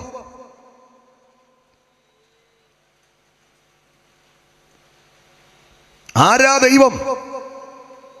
ദൈവത്തെക്കുറിച്ച് എമ്പടി പറയാനുണ്ട്, ഏറെ പറയാനുണ്ടെങ്കിലും ഈ പ്രമേയത്തോട് ചേർത്ത് വെച്ച് പറയാം. ആരാ ദൈവം? താൻ മാത്രം അമർത്യത ഉള്ളവൻ, അടുത്തുകൂടാത്ത വെളിച്ചത്തിൽ വസിക്കുന്നവനാ ദൈവം. ആ ഒരൊറ്റ പദം ഞാൻ ഇങ്ങെടുക്കുക. അടുത്തുകൂടാത്ത വെളിച്ചത്തിൽ വസിക്കുന്നവനായ ദൈവം. കരമുയർത്തി ഉച്ചത്തിൽ ഹല്ലേലൂയ പറഞ്ഞാട്ടെ. അടുത്തുകൂടാത്ത വെളിച്ചത്തിൽ. അപ്പൊ യേശുവിനെ ദൈവരൂപത്തിൽ പൗലോസ് കണ്ടു. എവിടെ വച്ചാ കണ്ടത്? മാസയോഗത്തിലോ? നടക്കുകയില്ല. യേശുവിനെ എവിടെ വെച്ചാ പൗലോസ് ദൈവരൂപത്തിൽ കണ്ടത്? ദമസ്കാസിന്റെ പടിക്ക് വെച്ച്. അപ്പോസ്തല പ്രവൃത്തി വായിച്ചാൽ മതി. ദമസ്കാസിന്റെ പടിക്കൽ വെച്ചാണ് ദൈവരൂപത്തിൽ ആരെ കാണുന്നത്? യേശുവിനെ ആര് കാണുന്നത്? പൗലോസ്. ചുമ്മാതെ എഴുതിയില്ല ദൈവരൂപത്തിൽ ഇരിക്കുന്ന. ദമസ്കാസിന്റെ പടിക്ക് വെച്ചാ കാണാനുള്ള രംഗം തന്നെ. ആ പശ്ചാത്തലം ഒന്ന് പറയാം. യെരുശലേമിൽ പാർക്കുന്ന ക്രിസ്തുമാർഗക്കാർക്കെതിരെ, ദൈവമക്കൾക്കെതിരെ ഒരു വലിയ പീഡയുണ്ടായി. ആ പീഡയ്ക്ക് നേതൃത്വം നൽകിയത് ശൗല അല്ലെങ്കിൽ പൗലോസ. യെരുശലേമിലെ ദൈവമക്കൾക്കെതിരെ ഉണ്ടായ കഠിനമായ പീഡയിലെ യെരുശലേമിലെ ദൈവമക്കൾ ചിതറിപ്പോയി. അംഗബലമില്ലാത്ത, സംഘബലമില്ലാത്ത, സാമ്പത്തിക ബലമില്ലാത്ത ദൈവമക്കൾ ചിതറി. ഇന്നത്തെ പീഡയല്ല, അന്നത്തെ പീഡ. ആ ചിതറിപ്പോയവരിൽ നല്ലൊരു സംഘം എവിടേക്ക് വന്നു? ദമസ്കാസിലേക്ക് വന്നു. അപ്പൊ പീഡനത്തിന് നേതൃത്വം നൽകിയ പൗലോസിന് അറിവ് കിട്ടി. യെരുശലേമിലെ പീഡയിൽ ചിതറിയവരിൽ അവരെല്ലാം എവിടെ ഉണ്ട്? ദമസ്കാസിലുണ്ട്. അയാള് യെരുശലേമിൽ നിന്നും, ശ്രദ്ധിച്ചു കേട്ടോണം, യെരുശലേമിൽ നിന്നും ദമസ്കോസിലേക്ക് ഒരു വരവ് വരിക. എങ്ങനാ? യെരുശലേമിലെ പള്ളിയുടെ പുരോഹിതന്മാർക്ക് അധികാരപത്രം മേടിച്ച് ആ അധികാരപത്രം വലങ്കയിൽ ചുരുട്ടിപ്പിടിച്ച് ഇടങ്കയിൽ കുതിരയുടെ കടിഞ്ഞാണം പിടിച്ച് ഏതാണ്ട് 6 ദിവസത്തോളം കുതിരപ്പുറത്ത് യാത്ര ചെയ്ത് യെരുശലേമിൽ നിന്നും ദമസ്കാസിലേക്ക് വരികയാ. വരവിൻ്റെ ലക്ഷ്യം എന്നാണ്? യെരുശലേമിലെ പീഡയിൽ ചിതറി ദമസ്കാസിൽ പാർക്കുന്ന ദൈവമക്കളെ അവിടുന്ന് ഇളക്കി ഉപദ്രവിച്ച് ഇല്ലാതാക്കാൻ. ഈ 3-ാമത്തെ രാത്രി ഹൃദയം തുറന്ന് പ്രാർത്ഥിച്ചു. ഒരിടത്തും നിന്നെ ഉറപ്പിക്കത്തില്ല എന്ന് വാദിക്കുന്ന അന്ധകാര മണ്ഡലങ്ങളുടെ വാദഗതികളെ ഉടച്ച് നിന്നെ ഉറപ്പിക്കാൻ ദൈവത്തിന് കഴിയുമെന്ന് വിശ്വസിക്കുന്ന ദൈവമക്കൾ ഇന്ന് രാത്രി പന്തലിനകത്തുണ്ടെങ്കിൽ കരമടിച്ച് അല്പനിമിഷം ആത്മാവിനൊന്ന് ബലപ്പെടെ പോരാ. ഏറ്റവും പിൻപിലായിരിക്കുന്നവർ, ഏറ്റവും മുമ്പിലായിരിക്കുന്നവർ, യൗവനക്കാരായവർ, കുഞ്ഞുങ്ങളായവർ കൈകൾ തട്ടി അല്പനിമിഷം ആത്മാവിനൊന്ന് ബലപ്പെട്. നമ്മെ ഇളക്കാൻ ശത്രു പരിശ്രമിക്കുമ്പോൾ ദൈവം നമ്മെ ഉറപ്പിക്കുന്നവനാണ്. നിന്റെ തലമുറയെ ഉറപ്പിക്കുന്നവനാണ്. നിന്റെ ഭാവിയെ ഉറപ്പിക്കുന്നവനാണ്. നിന്റെ കുടുംബത്തെ ഉറപ്പിക്കുന്നവനാണ്. നിന്റെ ശുശ്രൂഷയെ ഉറപ്പിക്കുന്നവനാണ്. 2025 നിന്നെ ഇളക്കാൻ നോക്കിയ അന്ധകാര മണ്ഡലങ്ങളുടെ നടുവിൽ നോഹയുടെ പെട്ടകത്തെ ഉറപ്പിച്ചതുപോലെ നിന്നെ ഉറപ്പിക്കുന്ന വർഷമാണ്.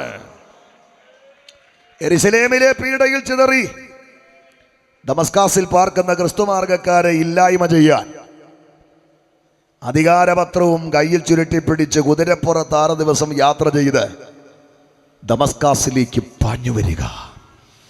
ദമസ്കാസ് അടുക്കാറാകുമ്പോൾ പൗലോസ് കയ്യിൽ ചുരുട്ടിപ്പിടിച്ചിരിക്കുന്ന പള്ളിപ്പുരോഹിതന് കൊടുത്ത അധികാരപത്രത്തിലേക്ക് നോക്കിയിട്ട് തന്നെത്താൻ പറഞ്ഞു, ചുരുട്ടിപ്പിടിച്ചിരിക്കുന്ന ഈ അധികാരപത്രം കൊണ്ട് ദമസ്കാസിലുള്ള ദൈവമക്കളെ ഇളക്കും. എങ്ങനെ ഇളക്കും? ദോശ ഇളക്കുന്ന പോലെ, ഓംലെറ്റ് ഇളക്കുന്ന പോലെ ഇളക്കി മറിച്ചിടിഞ്ഞാൽ.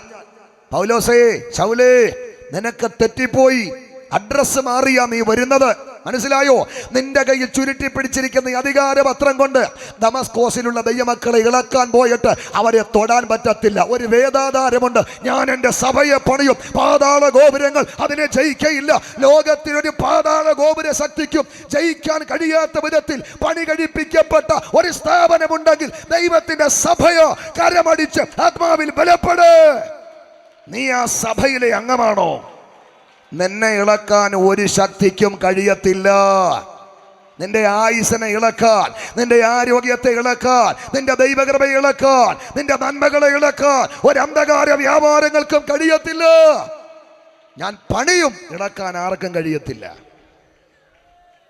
ഈ ദമസ്കാസിന്റെ പടിക്കലെത്തിയപ്പോൾ ഇദ്ദേഹത്തിൻ്റെ മുഖം കോപം കൊണ്ട് ചെന്നായിയുടെ മുഖം പോലായെന്ന. ശരിയാ, നമ്മുടെ മുഖം ഏറ്റവും അധികം വിരൂപമാകുന്നത് സങ്കടം വരുമ്പോഴല്ല, സന്തോഷം വരുമ്പോഴല്ല. നമ്മുടെ മുഖം ഏറ്റവും വിരൂപമാകുന്നത് കോപം വരുമ്പോഴാണ്. കോപം വരുമ്പം കണ്ണാടിയിലേക്കൊന്ന് നോക്കണേ. നല്ല കളിയായി. കോപം വരുമ്പം കണ്ണാടി 28 കഷ്ണമാവില്ലേ?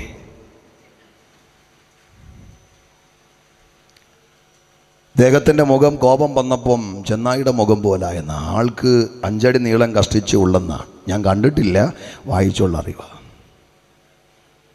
കരിമ്പുള്ളി ഉണ്ടായിരുന്ന കാലത്ത് ഞാൻ ജനിച്ചിട്ട് പോലുമില്ല, എൻ്റെ അപ്പനമ്മമാർ പോലുമില്ല. അപ്പോൾ വായിച്ചുള്ള അറിവാ. 5 അടി നീളം കഷ്ടിച്ചേ ഉള്ളൂ, വിശാലമായ നെറ്റിത്തട, ഉരുണ്ട 2 കണ്ണ്, കൂട്ടിമുട്ടിയ കടുപ്പമുള്ള പുരികം, കാറ്റിൽ പാറിപ്പുറക്കുന്ന ഉഴപ്പൻ താടിയും മുടിയും, വളഞ്ഞ 2 കാലുകൾ. നോക്ക്, ഇമാജിനേഷൻ ചെയ്തേ. വലിയ സൗന്ദര്യമൊന്നുമില്ല. ഇപ്പം ഈ പുള്ളിക്ക് കോപം വന്ന ഉറപ്പ് മുഖം ചെന്നായിയുടെ മുഖമാ. ശരിക്കും ചെന്നായ ഇവൻ്റെ ഗോത്രം ബെന്യാമിൻ ഗോത്രമല്ലേ? ബെന്യാമിൻ ഗോത്രത്തെ വിളിക്കുന്ന പേര് കടിച്ചു കീറുന്ന. ആരെ കടിച്ചു കീറാനാണ് ശൗര്യം പൂണ്ട ചെന്നായായിട്ട് നീ ദമസ്കോസിലേക്ക് വരുന്നത്? കേട്ടോണേ, യെരുശലേമിലെ പീഡയിൽ ചിതറി ദമസ്കോസിൽ പാർക്കുന്ന സാധുക്കളായ ദൈവമക്കളെന്ന കുഞ്ഞാടുക്കളെ കടിച്ചു കീറാൻ ശൗര്യം പൂണ്ട ചെന്നായായി ശൗലെന്ന പൗലോസ് ദമസ്കോസിലേക്ക് വരുമ്പോൾ ഈ ശൗര്യമുള്ള ചെന്നായെ നേരിടാൻ ദമസ്കോസിൽ ഒരുത്തൻ നിൽപ്പുണ്ട്. അത് മറ്റൊരു ചെന്നായല്ല, യഹൂദ ഗോത്രത്തിന്റെ ബാലസിംഹമായവനാ.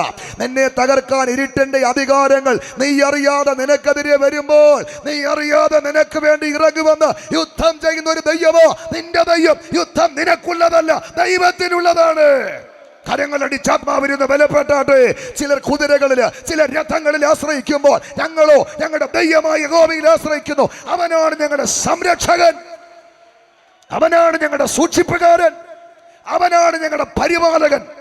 അവൻ അറിയാതെ ഒരു തലമുടി നാര് പൊഴിയുകയില്ല. ആമേൻ. ദമസ്കസിന്റെ പടിക്ക് വന്നപ്പോൾ ഈ ശൗര്യം പൂണ്ട ചെന്നായി ആ ബാലസിംഹം അറ്റായിക്കുന്നു. ഞങ്ങളുടെ റാന്നിക്കാരുടെ ഭാഷ പറഞ്ഞാൽ കൊടുത്തു കണ്ണും മൂക്കും പുത്തി ഒരൊറ്റ ഒരെണ്ണം. അടി കൊണ്ട് പീഡകൻ, കുലപാതകൻ, നിഷ്ഠൂരൻ, ഉപദ്രവി മഴവെല്ല് പോലെ ചുരുണ്ട് ദമസ്കോസിന്റെ പടിക്ക് കടന്നു. അടിച്ചത് എങ്ങനെയാണെന്നറിയാമോ? അടി കൊടുത്തത് എങ്ങനെയാണെന്നറിയാമോ? നട്ടുച്ച നേരത്ത് കോടി സൂര്യപ്രഭയെ വെല്ലുന്ന ഒരു പ്രകാശം. പൗലോസ് ഇവിടെ പറയുക, അവൻ ദൈവരൂപത്തിലിരിക്കേ. കരമുയർത്തി ഒരു ഹല്ലേലൂയ പറഞ്ഞാട്ടെ. ദമസ്കോസിന്റെ പടിക്കൽ നട്ടുച്ചയ്ക്ക് അടിമേടിച്ചത് എങ്ങനെയാ? കോടി സൂര്യപ്രഭയെ വെല്ലുന്ന ഒരു പ്രകാശം പൗലോസിന്റെ മുഖത്തടിച്ചു. പണ്ടൊരു പാട്ടുകാരൻ എഴുതി, 1000 സൂര്യ ഗോളങ്ങൾ ഒന്നിച്ചുദിച്ചാലും ആകുമോ നിന്റെ മുഖകാന്തി പോലെ. ഹല്ലേലൂയ. ഇവിടുത്തെ 1000 സൂര്യ ചന്ദ്ര നക്ഷത്ര ഗോളങ്ങൾ ഒരുപോലെ ഉദിച്ചാലും എൻ്റെ യേശുവിൻ്റെ മുഖകാന്തി പോകയാകത്തില്ല. കാരണം അവൻ നീതി സൂര്യനാണ്. കൃപ കൃപ കൃപ. ഈ യോഗത്തിൻ്റെ ഏറ്റവും വലിയ പ്രത്യേകത അവൻ്റെ തിരുസാന്നിധ്യം ഈ പന്തലിനകത്തുണ്ട്. നല്ലൊരു സൗണ്ട് സിസ്റ്റം ഇവിടെ ഉണ്ടെന്നല്ല, സഹോദരങ്ങൾ ലൈവിലൂടെ ലോകം മൊത്തം ഇത് കാണിക്കുന്നതല്ല. ഈ യോഗത്തിന്റെ 3-ാമത്തെ രാത്രിയുടെ ഏറ്റവും വലിയ പ്രത്യേകത ആ മഹാദൈവമായ കർത്താവ് ഇന്ന് രാത്രി നമ്മുടെ നടുവിലുണ്ട്. അവന്റെ സാന്നിധ്യം ആത്മാവിൽ അറിയുന്നവർ കരമടിച്ച് അല്പ നിമിഷം ആത്മാവിൽ ബലപ്പെട്. പോരാ, ശക്തിയോടെ. നിന്റെ കെട്ടടിയുന്ന രാത്രിയായത്, നിന്റെ രോഗങ്ങൾ അടിയുന്ന രാത്രിയായത്, നിന്റെ മരണത്തിന്റെ പാശങ്ങൾ അഴിയുന്ന രാത്രിയായത്, നിന്റെ തലമുറകളുടെ ഭാവിക്കെതിരെ ശത്രു കെട്ടിയ ഊരാക്കെട്ടുകൾ താനെ അഴിയുന്ന രാത്രിയായത്. അടകന രഗതന ഹന്തര ചൂട രബദന അതിയ തറയിൽ വെച്ച വെള്ളത്തുള്ളി ഒപ്പിയെടുക്കുന്നത് പോലെ നിന്റെ പ്രാണനെ തുടച്ചു മാറ്റുവാൻ പോരാടുന്ന മരണത്തിന്റെ വിധികൾ തകരുന്ന രാത്രിയായത്. ക്യാൻസറുകൾ അടിയട്ടെ, അൾസറുകൾ അടിയട്ടെ, എല്ലുകളുടെ തകരാറുകൾ അഴിയട്ടെ, ആന്തരിക അവയവങ്ങൾ വ്യാപരിക്കുന്ന രോഗത്തിന്റെ കെട്ടുകൾ അഴിയട്ടെ, രക്തത്തിനകത്ത് വ്യാപരിക്കുന്ന രോഗത്തിന്റെ അണുക്കൾ അഴിയട്ടെ. പന്തലിന്റെ ഒരറ്റം മുതൽ മറ്റേ അറ്റം വരെ രോഗശാന്തിയുടെ തൈല നദി ഒഴുകട്ടെ. അവൻ ഇന്ന് രാത്രി നമ്മുടെ നടുവിലുണ്ട്. നട്ടുച്ച നേരം ദമസ്കാസിന്റെ പടിക്കലെത്തിയവന്റെ മുഖത്തോട്ട് കോടിസൂര്യപ്രഭയെ വെല്ലുന്നൊരു പ്രകാശം അടിച്ചു.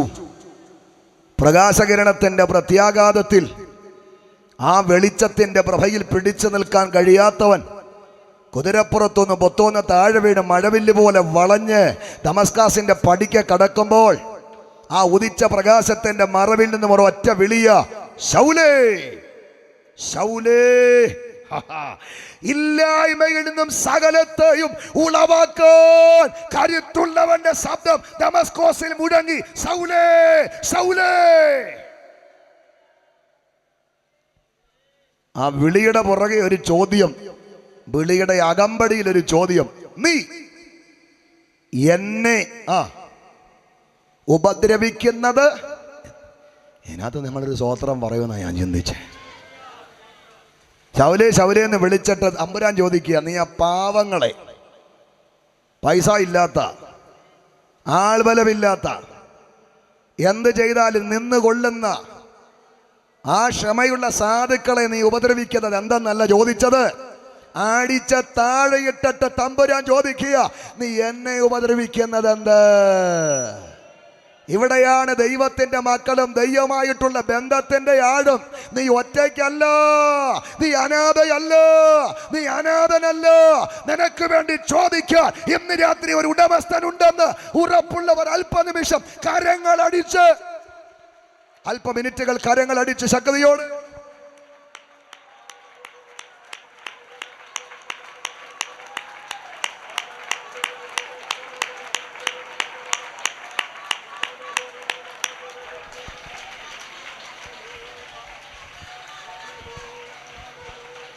ഒരു നാളും എന്നെ ഉപേക്ഷിക്കയില്ലെന്നും പരമാർത്ഥമായവൻ ചൊല്ലിയിട്ടുണ്ട്.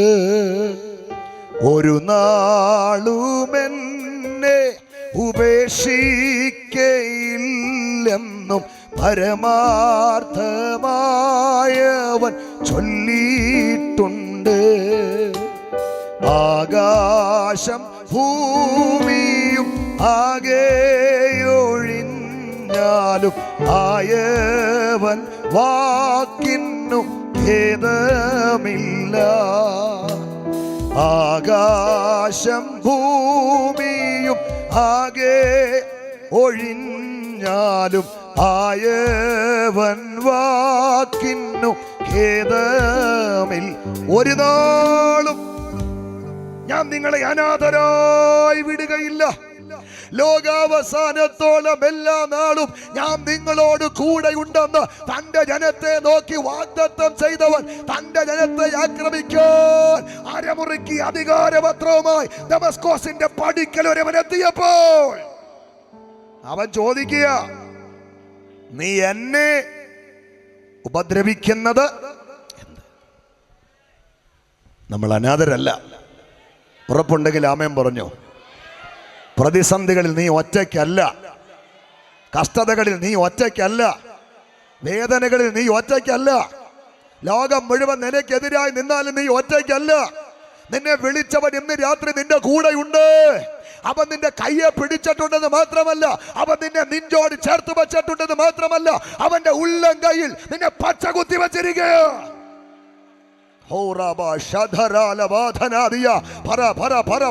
ഞാൻ ഒറ്റയ്ക്കല്ല, എനിക്കിന്ന് രാത്രി ഒരുവനുണ്ട്. നീ എന്നെ ഉപദ്രവിക്കുന്നത്. വിളിയും വിളിയുടെ പുറകിലെ ചോദ്യവും കേട്ട് അടികൊണ്ട് തറയിൽ കിടന്നവൻ ചാടി എഴുന്നേറ്റു. ചാടി എഴുന്നേറ്റ് ചോദിച്ച ചോദ്യം എന്നാണെന്നറിയാം? ആരാടാന്നല്ല ചോദിച്ചത്, അത് ചോദിക്കാനുള്ള പവറുണ്ടോ അയക്കില്ലേ? ആരാടാന്നല്ല ചോദിച്ചത്, എന്താടാന്നല്ല. അടികൊണ്ട് താഴെ കിടന്നവൻ വിളിയും ചോദ്യവും കേട്ടപ്പോൾ ചാടി എഴുന്നേറ്റ് ചോദിക്കുക, നീ ആരാകുന്നു കർത്താവേ? അപ്പൊ ആ ശബ്ദം ഇങ്ങോട്ട് പറയുക, ഞാൻ നീ ഉപദ്രവിക്കുന്ന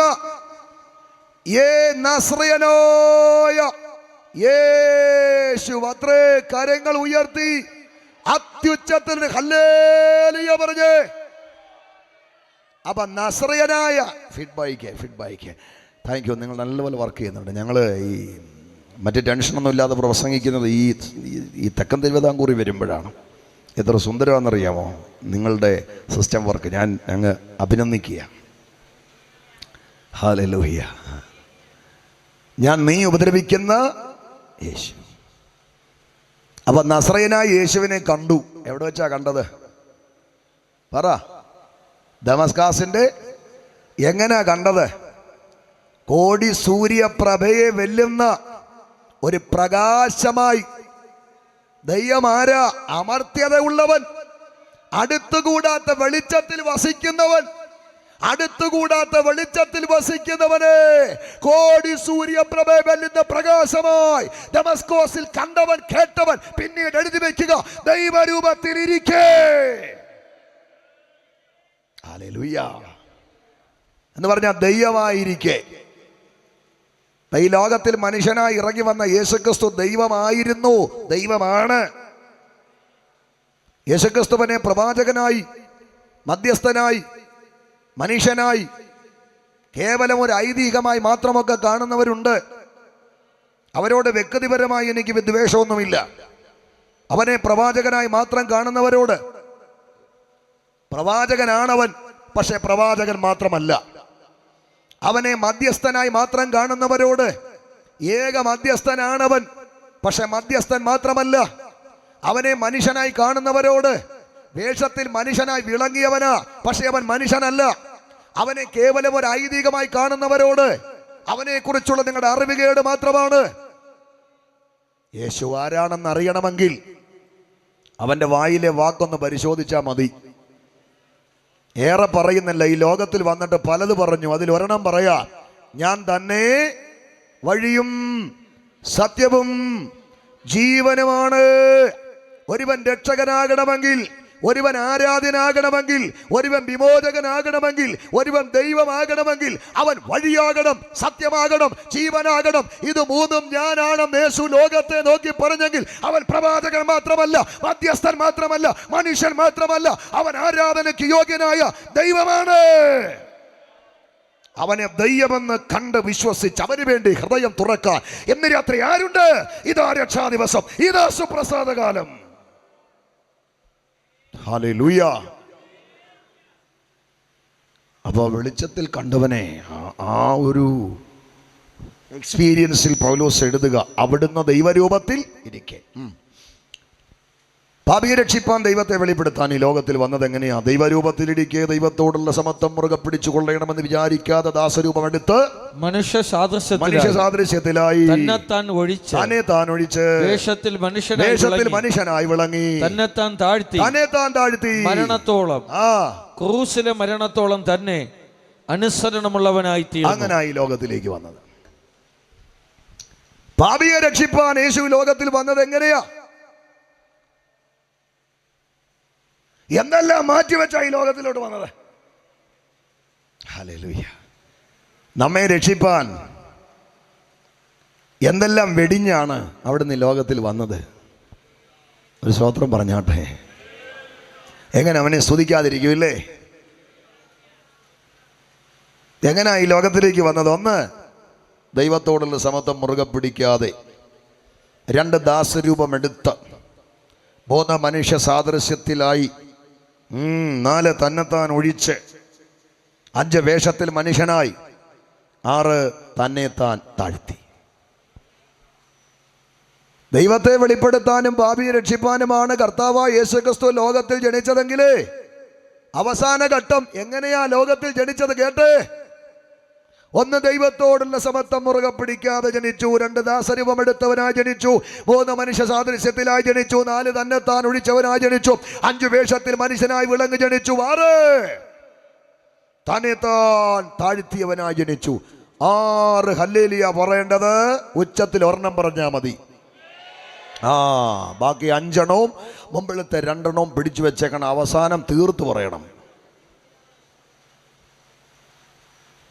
ഹല്ലേലൂയ.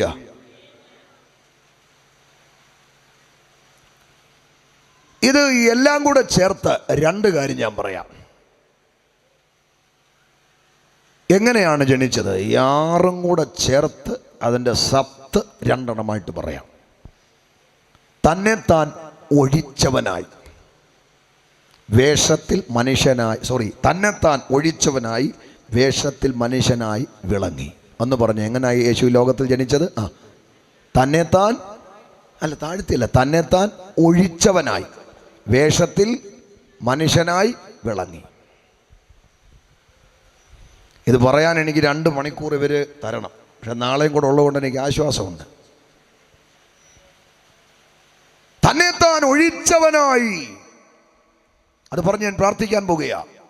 വേഷത്തിൽ മനുഷ്യനായി വിളങ്ങി. പാപിയെ രക്ഷിപ്പാൻ യേശു ലോകത്തിൽ വന്നത് തന്നെത്താൻ ഒഴിച്ചവനായിട്ടാ. എന്താ തന്നെത്താൻ ഒഴിക്കുക എന്ന് പറഞ്ഞ? താൻ അല്ലാത്തവനാകുക എന്നാ, അല്ലേ? തന്നെത്താൻ ഒഴിക്കുക എന്ന് പറഞ്ഞാൽ താൻ അല്ലാത്തവനാകുക, താൻ അല്ലാതാകുക. അതാണ് നമ്മൾ ആദ്യം വായിച്ചത്. ദൈവത്തോടുള്ള സമത്വം മുറുകെ പിടിക്കാതെ, അതാ തന്നെത്താൻ ഒഴിക്കുക.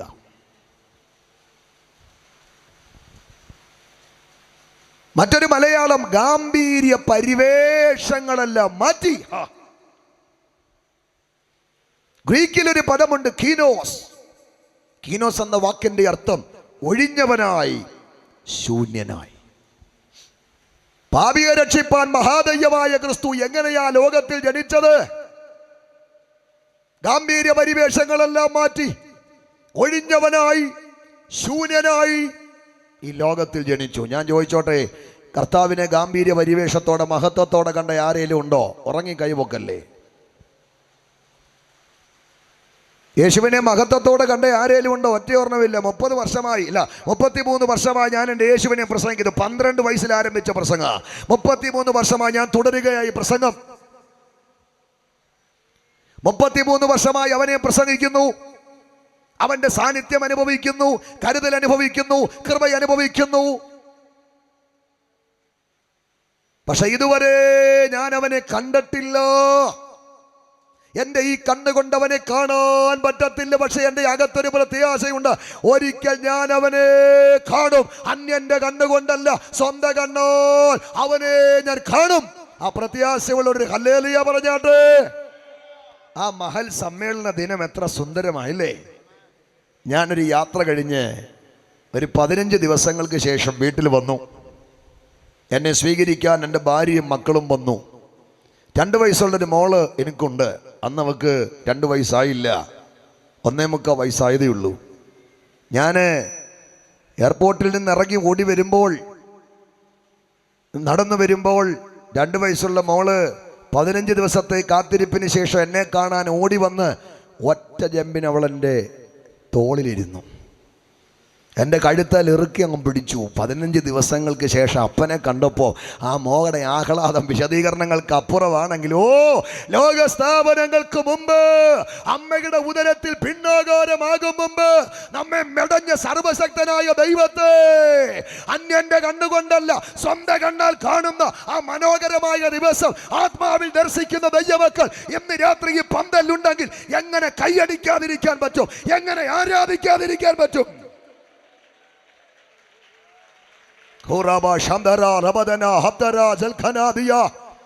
കണ്ടിടും കണ്ടിടും പ്രിയനെ ഞാൻ കണ്ടിടും, അന്യനല്ല സ്വന്തം കണ്ണാൽ തന്റെ മുഖം.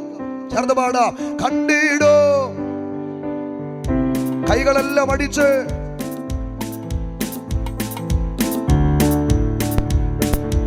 യേശുവേ മണാളനേ, പ്രത്യാശയിൻ പ്രദീപമേ, യേശുവേ മണാളനേ, പ്രത്യാശയിൻ പ്രദീപമേ. ഓ കണ്ടിടൂ കണ്ടിടും പ്രിയനെ ഞാൻ കണ്ടിടും, അന്യനല്ല സ്വന്തം കണ്ണാൽ തന്റെ മുഖം കണ്ടിടും. കണ്ടിടും കണ്ടിടും പ്രിയനെ ഞാൻ കണ്ടിടും, അന്യനല്ല സ്വന്തം കണ്ണാൽ തന്റെ മുഖം കണ്ടിടും. യേശുവേ മണാളനേ പ്രത്യാശയിൻ പ്രദീപമേ. ഓ യേശുവേ മണാളനേ പ്രത്യാശയിൻ പ്രദീപമേ. വേഗം പൊങ്ങി കാണും നീ നിത്യ കൂടാരത്തിൽ ചേരാറാ. വേഗം പൊങ്ങി കാണും നീ നിത്യ കൂടാരത്തിൽ ചേരാറാ. ആശപാശമാകും കുട്ടികൾ ഒറ്റുമായി അറുത്തു നീങ്ങണോ. ആശപാശമാകും കുട്ടികൾ ഒറ്റുമായി അറുത്തു നീക്കണം. ഓഹോ കണ്ടിടും കണ്ടിടും പ്രിയനെ ഞാൻ കണ്ടിടും. അന്യനല്ല സ്വന്ത കണ്ണ തന്റെ മുഖം കണ്ടിടും. കണ്ടിടും കണ്ടിടും പ്രിയനെ ഞാൻ കണ്ടിടും. അന്യനല്ല സ്വന്ത കണ്ണ തന്റെ മുഖം കണ്ടിടും. യേശുവേ മണാളനേ പ്രത്യാശയിൻ പ്രദീപമേ. ഓ യേശുവേ മണാളനേ പ്രത്യാശയിൻ പ്രദീപമേ. ഒരിക്കൽ നമ്മളവനെ കാണും, അന്യന്റെ കണ്ണുകൊണ്ടല്ല സ്വന്തം കണ്ണാൽ നമ്മളവൻ. ഈ പാട്ട് അവസാനം പാടി നമുക്ക് ദൈവത്തെ ആരാധിക്കണം. ഈ പഴയ പാട്ടുകളൊക്കെ ആരും ഉണ്ടാക്കിയതല്ല, ഉണ്ടായതാണ്. തീവ്രമായ തീച്ചൂളകളുടെ അനുഭവങ്ങളിലൂടെ വേവ് പാകമായി പുറത്തു വന്നവയാണ് പഴയ പാട്ട്. അതുകൊണ്ട് പഴയ പാട്ടെഴുതിയ ഭക്തന്മാരൊക്കെ മരിച്ചെങ്കിലും അവരുടെ പാട്ട് മരിച്ചിട്ടില്ല, ഇന്നും അത് ജീവിക്കുന്നു. അത് പാടുമ്പോൾ ആത്മാവിന്റെ തീ കത്തും. സന്തോഷമുണ്ടോ? നമ്മൾ അല്പനിമിഷത്തിന് ശേഷം എഴുന്നേറ്റ് ആരാധിക്കും. അപ്പൊ അവനെ മഹത്വത്തോടെ കണ്ട ആരുമില്ല. ഉണ്ടോ? ഗാംഭീര്യ പരിവേഷം. എന്താ ഗാംഭീര്യ പരിവേഷം? വെളിപ്പാട് പുസ്തകക്കാരൻ പറയുന്നു, തലമുടി ഹിമത്തേക്കാൾ വെണ്മയേറിയ പഞ്ഞി പോലെ, കണ്ണുകൾ രണ്ടും അഗ്നിജ്വാല പോലെ, മുഖം കോടി സൂര്യപ്രഭയെ വെല്ലുന്ന പ്രകാശം പോലെ, വായിൽ നിന്ന് ഇരുവായ്ത്തലയുള്ള വചനത്തിന്റെ വാള് പുറപ്പെടുന്നു. അവന്റെ ശബ്ദം പെരുവെള്ളത്തിന്റെ ഇരച്ചില് പോലെ. മാറത്ത് പൊൻകച്ച കെട്ടിയിരിക്കയാണ്. കാലുകൾ രണ്ട് ഉലയിൽ കാച്ചിപ്പടിപ്പിച്ച വെള്ളോട്ടിന് സദൃശ്യം. 7 നക്ഷത്രയെ വലങ്കയിൽ പിടിച്ച് 7 നിലവിളക്കുകളുടെ നടുവിൽ ഉലാവുന്നവൻ. ഇതാണവന്റെ ഗാംഭീര്യ പരിവേഷം. ഇന്ന് രാത്രി ഞാൻ പറയുന്നത് നമ്മുടെ രക്ഷകനും ആരാധ്യനുമാകുന്ന കർത്താവിനെ കുറിച്ചാണ്. എത്ര ഉന്നതനാണവൻ, എത്ര അത്യുന്നതനാണവൻ, എത്ര സർവശക്തനാണവൻ.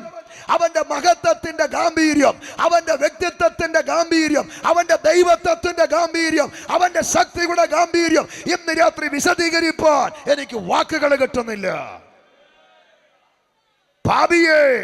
പാപിയായ നിന്നെ രക്ഷിപ്പാൻ ആ പരമോന്നതനും സർവശക്തനുമായവൻ ഈ ലോകത്തിൽ വന്നത് അഗ്നിജ്വാലയ്ക്കൊത്ത കണ്ണോടുകൂടിയല്ല, മാറത്ത് പൊൻകച്ച കെട്ടിയല്ല, പെരുവെള്ളത്തിന്റെ ഇരച്ചിൽ പോലെ ശബ്ദമുള്ളവനായിട്ടല്ല.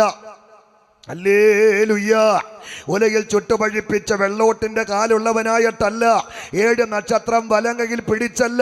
പാപിയെ രക്ഷിപ്പാൻ, ദൈവത്തെ വെളിപ്പെടുത്താൻ ആ മഹാദൈവമായ ക്രിസ്തു ഈ താണ ലോകത്തിലേക്ക് വന്നത്. ഗാംഭീര്യ പരിവേഷങ്ങളെല്ലാം മാറ്റിയ ഗാംഭീര്യ പരിവേഷത്തോടെ വന്നില്ലെങ്കിൽ പീലാത്തോസേ, നീ അവനെ വിസ്തരിക്കാൻ കാണത്തില്ല. കണ്ണിൽ ചോരയില്ലാത്ത പടയാളികളെ നിങ്ങൾ അവന്റെ വിലാപ്പുറം കുത്തിപ്പൊളിക്കത്തില്ല. എല്ലാം ഒഴിച്ച് കീനോസായി താണ ലോകത്തിൽ വന്നു. അടുത്ത വാക്യത്തിൽ പൗലോസ് പറയുന്നത്, വേഷത്തിൽ അവൻ ആരായി? ആണ്ട കണ്ടോ, മനുഷ്യനായി. ഓ, എത്ര അത്ഭുതമാ! ഇവിടുത്തെ മനുഷ്യര് പലരും ദൈവങ്ങളാകാൻ ശ്രമിക്കുമ്പോൾ, ആ പരിശ്രമത്തിൽ മനുഷ്യനെ ഏറെക്കുറെ വിജയിച്ച മട്ടിൽ പോകുമ്പോൾ, സാക്ഷാൽ മനുഷ്യന്റെ രക്ഷയ്ക്ക് മഹാദൈവമായവൻ മനുഷ്യനായി മാറി അത്ഭുതമാണ് നസ്രയനാകുന്ന യേശു ക്രിസ്തു. മക്കൾ ജഡരക്തങ്ങളോട് കൂടെയുള്ളവരാകൊണ്ട് അവനും അവരെ പോലായി. എത്ര അത്ഭുതമായി യേശുവിൻ്റെ ജനനമില്ലേ, വേഷത്തിൽ അവൻ മനുഷ്യനായെന്ന്. പ്രപഞ്ച ചരിത്രത്തിലെ ഏറ്റവും വലിയ അത്ഭുതം കുത്തബ് മീനാറോ, താജ്മഹാലോ, നയാഗ്ര വെള്ളച്ചാട്ടമോ, ഇവിടെ ഉദിച്ചുയർന്ന 21 നാഗരികതകളോ അല്ല. ഉലക ചരിത്രത്തിന്റെ ഏറ്റവും വലിയ അത്ഭുതം യേശു ക്രിസ്തുവിന്റെ ജനനമാണ്. ശബ്ദം ഉയർത്തി ഒരു ഹല്ലേലൂയ പറഞ്ഞേ. അവന്റെ ജനനമായ ഏറ്റവും വലിയ അത്ഭുതം. മാരാവൺ കൺവെൻഷനിൽ പ്രസംഗിക്കാൻ വന്ന ഒരു ശാസ്ത്രജ്ഞൻ ചന്ദ്രനിൽ പോയി ഗവേഷണം നടത്തിയതാ. പത്രക്കാരെല്ലാം പുള്ളി ഇൻ്റർവ്യൂ ചെയ്തപ്പോൾ അയാളോട് കാര്യങ്ങളൊക്കെ ചോദിച്ചു. അയാൾ പറഞ്ഞു, ഞാനവിടെ പോയി ഗവേഷണമൊക്കെ നടത്തി, കാര്യം ശരിയാ, പക്ഷേ അതൊന്നുമല്ല അത്ഭുതം. ഞാനവിടെ ചെന്നപ്പോൾ ഒരു വലിയ അത്ഭുതം എനിക്ക് മനസ്സിലായി. അതാണ് ഉലക ചരിത്രത്തിലെ ഏറ്റവും വലിയ അത്ഭുതം.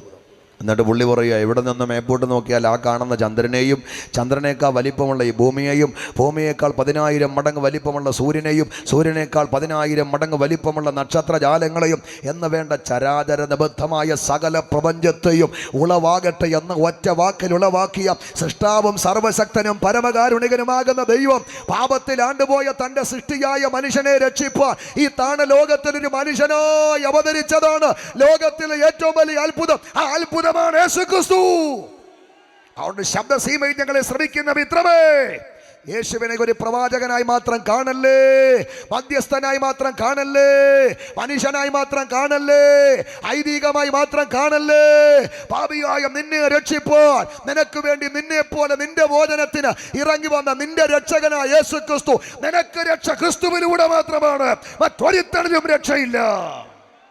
രക്ഷപ്പെടുവാൻ ഒരേ ഒരു വഴി യേശു ക്രിസ്തു മാത്രം.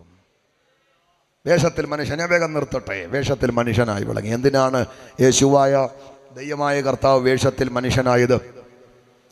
അവിടുത്തെ വേഷത്തിൽ മനുഷ്യനായത് എന്തിനാ? വേഷത്തിൽ മനുഷ്യനായത് മരിക്കാനാ. എന്തിനാണ്? മരിക്കാൻ. അത് പറഞ്ഞ് പ്രാർത്ഥിക്കാം. ആരാധനയ്ക്ക് നിങ്ങൾ ഒരുങ്ങിക്കോ. യേശുക്രിസ്തു വേഷത്തിൽ മനുഷ്യനായത് എന്തിനാണ്? മരിക്കാനാ. നമ്മളൊക്കെ ജനിച്ചത് എന്തിനാ? ജീവിക്കാനാ. ഇതിൻ്റെ ഇടയ്ക്ക് 1-2 പേര് ഉറങ്ങി മുന്നോട്ട് പോയപ്പോൾ ഞെട്ടി എഴുന്നേക്കുന്നത് ഞാൻ കണ്ടു. കാരണം താഴോട്ട് വീണ് തലയിടിച്ച ചത്തു പോകുന്നവർക്കറിയാം. നമ്മൾ പിന്നെ ഉറങ്ങിയാലും തല കുലുക്കി ഉറങ്ങത്തുള്ളൂ. കേൾക്കുന്നുണ്ട്. നമ്മളെല്ലാം ജനിച്ചത് ജീവിക്കാനാ. അതുകൊണ്ടല്ലേ കോവിഡ് വാക്സിൻ 2 എടുത്ത് ഇനിയും 10 ഉണ്ടെങ്കിലും തന്നു എന്ന് പറഞ്ഞാൽ നമ്മൾ നെഞ്ചും വിരിച്ച് നിൽക്കുന്നത്. എല്ലാവരും ഇവിടെ ജനിച്ചത് ജീവിക്കാനാ, പക്ഷെ മരിക്കാൻ ജനിച്ചവൻ എൻ്റെ യേശുവാ. അതുകൊണ്ടാ പറഞ്ഞ പൊളിക്കടവും മന്ദിരം 3 നാൾ കൊണ്ട് ഞാൻ പണിയാമെന്ന്. ആടുകൾക്ക് വേണ്ടി ജീവൻ കൊടുക്കാൻ അവൻ വന്നത്. ഞാൻ നല്ല ഇടയനാ. ഇടയൻ തൻ്റെ ആടുകൾക്ക് വേണ്ടി എന്ത് ചെയ്യുന്നു? മരണത്തെക്കുറിച്ച് എത്ര വട്ടം പറഞ്ഞു അവിടുന്ന്? എത്ര വട്ടം പറഞ്ഞു? അപ്പോൾ അവിടുന്ന് വേഷത്തിൽ മനുഷ്യനായി വിളങ്ങിയത് മരിക്കാനാ. ഇത് ശ്രദ്ധിച്ച് കേട്ടോണം. സന്ദേശത്തിൻ്റെ അവസാനമാണ്. വേഷത്തിൽ മനുഷ്യനായി വിളങ്ങിയത് മരിക്കാൻ. ഞങ്ങൾ ഈ പരസ്യോഗങ്ങൾക്ക് പ്രസംഗിക്കുന്നവരാണ്. ഇവിടെ പിന്നെ പരസ്യോഗ പ്രസംഗം അനുവദനീയമല്ലല്ലോ അല്ലേ? നാട്ടിലൊക്കെ ഇഷ്ടം പോലെ പരസ്യോഗമുണ്ട്. എനിക്ക് എൻ്റെ പ്രഭാഷണ വേദിയിൽ ഏറ്റവും ഇൻട്രസ്റ്റ് ഉള്ള 2 പ്ലാറ്റ്ഫോമാണ്. ഒന്ന് പരസ്യയോഗം, 2 മരണവീട്. എനിക്ക് ആദ്യമൊക്കെ ഇവിടെ 2 ഫീലും ഉണ്ടായിരുന്നു കേട്ടോ. പക്ഷെ ഇടയ്ക്കങ്ങ് മാറി. ഞങ്ങൾ ഈ പരസ്യോഗത്തിലൊക്കെ പ്രസംഗിക്കുമ്പോൾ ആളുകൾ ചോദിക്കാറുണ്ട്, യേശു ദൈവമാണോ? മറുപടി, യേശു ദൈവം തന്നെ. അപ്പൊ ദൈവത്തിന് മരിക്കാൻ കഴിയുമോ? ദൈവത്തിന് മരിക്കാൻ കഴിയത്തില്ല. അപ്പൊ യേശു മരിച്ചില്ലേ? മരിച്ചല്ലോ. അപ്പൊ യേശു എങ്ങനെയാ ദൈവമാകുന്നേ? അതിൻ്റെ ഉത്തരമാ വേഷത്തിൽ അവൻ ആരായി? മനുഷ്യനായി. വേഷത്തിൽ മനുഷ്യനായപ്പം മരിക്കാനുള്ള അവകാശം നേടിയെന്ന. വേഷത്തിൽ മനുഷ്യനായതുകൊണ്ട് മരിക്കണമെന്നില്ലല്ലോ. അവിടെ ഒരു വിരോധാഭാസമുണ്ട്. പാപത്തിന്റെ കൂലിയല്ലേ മരണം. അപ്പൊ യേശു മരിച്ചത് പാപി ആയതുകൊണ്ടാണോ? അല്ല. ഉറക്കപ്പറ, പാപി ആയതുകൊണ്ടാണോ? യേശു പരിശുദ്ധനാണ്, പരിശുദ്ധനാണ്, പരിശുദ്ധനാണ്. അതിലപ്പുറം തെളിവെനിക്കില്ല. ഒന്നുകൂടെ തെളിച്ചു പറഞ്ഞാൽ, അവനെ വിസ്തരിച്ച ഒറ്റ സിവിൽ കോടതികളിലെ, ഒറ്റ മതകോടതികളിലെ ഒരു ന്യായാധിപന്മാർക്കും അവനിൽ ഒരു തെറ്റും ചൂണ്ടിക്കാണിക്കാൻ കഴിഞ്ഞില്ല. അവൻ പരിശുദ്ധൻ. നാളെ ആ ഭാഗം ഞാൻ പ്രസംഗിക്കാം. അവൻ ആരാണ്? അതുകൊണ്ട് ആദരണീയനായ രാജാറാം മോഹൻ റോയ് പറഞ്ഞത്, വെളിച്ചം പോലെയാണ് അവൻ പരിശുദ്ധൻ, കുറുപ്രാവ് പോലെയാണ് അവൻ നിഷ്കളങ്കൻ, കുഞ്ഞാട് പോലെയാണ് അവൻ നിർദോഷി, പരിശുദ്ധനാണവൻ. പാപത്തിന്റെ കൂലിയാണ് സ്നേഹിത മരണമെങ്കിൽ ഞങ്ങൾ പ്രസംഗിക്കുന്ന യേശു മരിച്ചത് പാപം ചെയ്തത് കൊണ്ടല്ല, പാപിയായത് കൊണ്ടല്ല. അവൻ മരിച്ചത് ഗതസമനയിലേക്ക് വരാം. ക്രൂശീകരണത്തിന്റെ തൊട്ടുമുമ്പ് ഗെത്സമനെ തോട്ടത്തിൽ അവൻ പ്രാർത്ഥിക്കുന്നു. ആ പ്രാർത്ഥനയെ ഡോക്ടർ ലൂക്കോസ് തന്റെ സുവിശേഷം 22-ാം അധ്യായത്തിൽ രേഖപ്പെടുത്തിയിരിക്കുന്നത്. പിന്നെ അവൻ പ്രാണവേദനയിലായി അതിശ്രദ്ധയോടെ പ്രാർത്ഥിച്ചു. അപ്പോൾ ഒരു പ്രതിഭാസം അവനിൽ ഉണ്ടായി. അവന്റെ വിയർപ്പിന് പകരം രക്തത്തുള്ളി പോലെ പുറത്തേക്ക് വന്നു. ഗെത്സമനയിൽ എന്തുകൊണ്ട് എൻ്റെ യേശു പ്രാണവേദനയിലായി? ആ പ്രാണവേദനയിൽ എന്തുകൊണ്ട് വിയർപ്പിന് പകരം രക്തത്തുള്ളി പോലെ പുറത്തേക്ക് വന്നു? ഉത്തരം, യെശയ്യാവ് അവനെ കുറിച്ച് പ്രവചിച്ചൊരു പ്രവചനം ഗെത്സമനയിൽ നിവർത്തിയ ആ പ്രവചനം എന്താ? യഹോവ യഹോവ യഹോവ നമ്മുടെ എല്ലാവരുടെയും അകൃത്യം അവന്റെ മേൽ ചുമത്തി.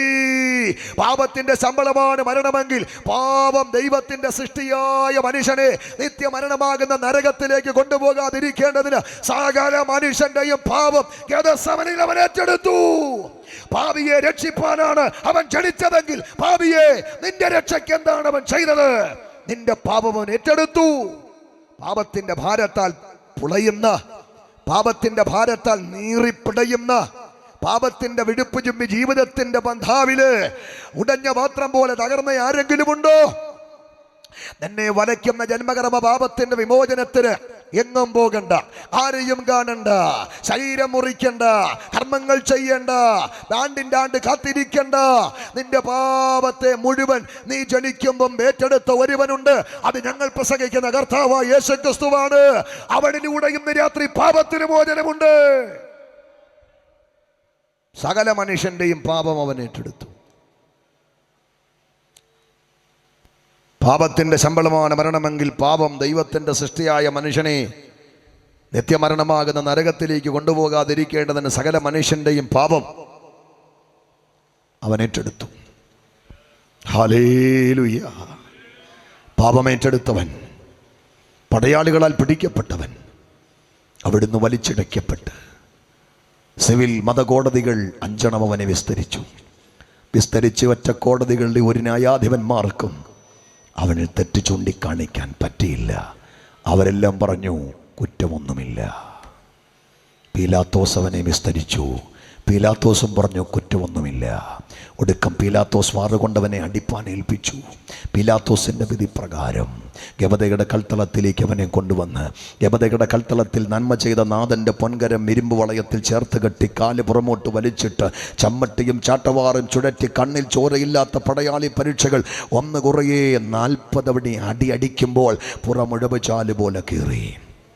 ഓക്സ്ഫോർഡ് യൂണിവേഴ്സിറ്റിയിലെ ഗവേഷണ വിഭാഗം നസ്രായന്റെ ക്രൂശ് പുറത്തുവിട്ട വിവരം, മേലാപാത ചൂടും ക്രൂശീകരണ വേളയിൽ 5480 പരം മുറിവുകൾ, പുറത്ത് മാത്രം 150ഓളം ആഴമുള്ള മുറിവുകൾ, 17 മണിക്കൂർ വെള്ളം കിട്ടാതെ അവിടുന്ന് ദാഹിച്ചു വരണ്ടു, 17 വലിപ്പമുള്ള മുള്ളുകൾ അവന്റെ തലയോടിനകത്തേക്ക് ആഴ്ന്നിറങ്ങി, 150 കിലോ തൂക്കവും 15 അടി നീളവും 6 അടി വീതിയുമുള്ള മരക്കുരിശ് തോളിൽ വെച്ച് 350 പട്ടാളക്കാരാൽ 50 കുതിര പട്ടാളക്കാരാൽ ചാട്ടവാറിന്റെ മരണിയടിയേറ്റ് പാലസ്തീന്റെ മണ്ണിളകിയ കുരിശിന്റെ വൻപാതകളിലൂടെ ഒരു തളിരോല പോലും തണലില്ലാതെ വെച്ചും കുറച്ചും വീണും എഴുന്നേറ്റും ആടിയും ഉലഞ്ഞും വണ്ടിക്കാള് വണ്ടി വലിക്കുന്ന പോലെ ക്രൂശും വഹിച്ച് കാൽവരയുടെ ഗിരിമുകളിലെത്തി 2 ദുഷ്പ്രവർത്തിക്കാർക്ക് നടുവിൽ 3 ഇഞ്ച് വീതിയും 6 ഇഞ്ച് നീളമുള്ള 3 കാര്യം പാണിമേൽ 150 കിലോ തൂക്കമുള്ള മരക്കുരിശിൽ 5000ഓളം 4000-5000-ത്തിലധികം മുറിവേറ്റ് കാൽവറിയിൽ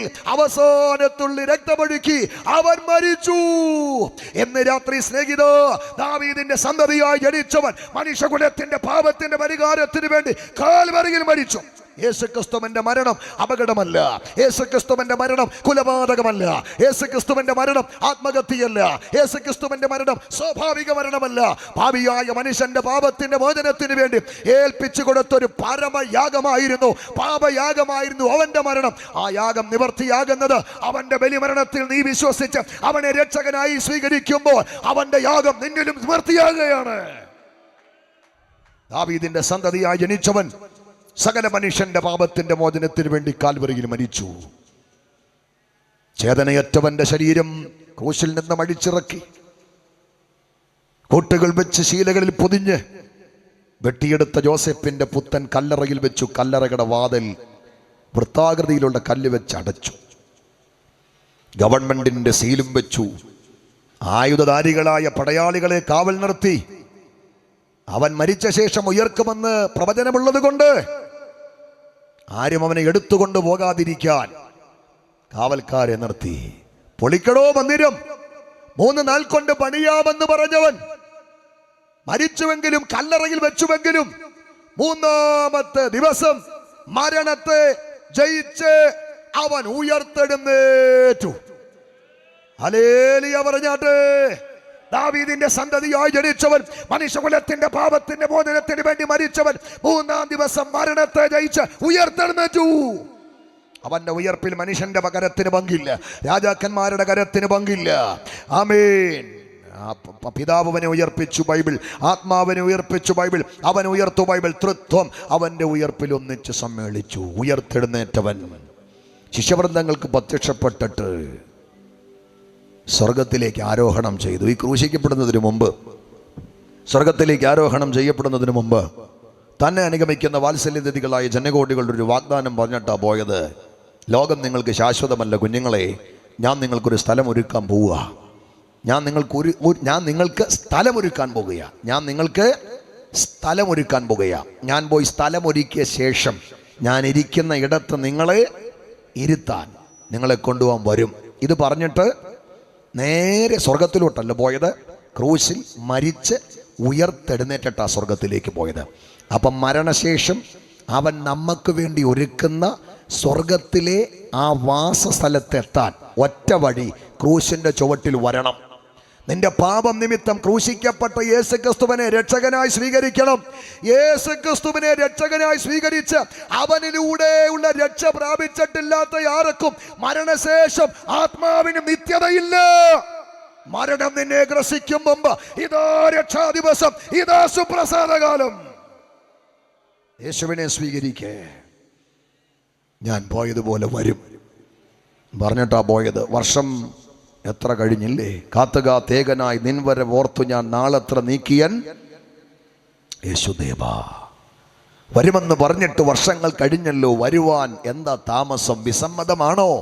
സഭ ഒരുങ്ങാഞ്ഞിട്ടാണോ? സഹഭൂതി നിനക്ക് ഞങ്ങളിൽ ഇല്ലയോ എന്ന കവി ചോദിക്കുന്നത്. ദിവസങ്ങൾ എണ്ണി എണ്ണി ദിനരാത്രങ്ങൾ കഴിഞ്ഞു, ദീനദയാലു നിന്റെ വരവ് കാണാൻ എന്നാ നീ വരുന്നത്? ഇതുവരെ വന്നില്ല. വർഷം 2020 കഴിഞ്ഞു. അവൻ പോഷ്ക്ക് പറയുന്ന ദൈവമല്ല. ഉറപ്പുണ്ട് ഇവരെ ആമേൻ പറഞ്ഞേ. ഈ ലോകത്തിൽ ജനിക്കുമെന്ന് പറഞ്ഞിട്ട് ജനിച്ചെങ്കിൽ മരിച്ചടക്കപ്പെട്ട് സ്വർഗത്തിലേക്ക് പറഞ്ഞ് പോയെങ്കിൽ കാത്തിരിക്കുന്ന തൻ്റെ വിശുദ്ധന്മാരെ ചേർക്കാൻ പാപം കൂടാതെ അവൻ വീണ്ടും വരുമെന്ന വാഗ്ദാനം നിവർത്തിയാകാതിരിക്കത്തില്ല. കാലം അതിൻ്റെ അന്ത്യത്തിൽ, യുഗം അതിൻ്റെ പരിസമാപ്തി ദിശയിൽ, ദിവസങ്ങൾ അതിൻ്റെ കടശി ദിനങ്ങളിൽ ഇനി സംഭവിക്കാൻ ഒന്നേ ഉള്ളൂ, യേശുവിൻ്റെ വരവ. ലോകം ഇന്ന് വരെ കണ്ടിട്ടില്ലാത്തൊരു കൂറ്റൻ സംഭവം അടുത്ത ഏത് നിമിഷവും സംഭവിക്കും. അത് കോവിഡിൻ്റെ അടുത്ത വ്യാപനമല്ല, പ്രകൃതിയുടെ അടുത്ത ദുരന്തമല്ല, അടുത്ത മഹായുദ്ധമല്ല. അത് നമ്മുടെ പ്രത്യാശയാകുന്ന യേശുക്രിസ്തുവിൻ്റെ വരവ.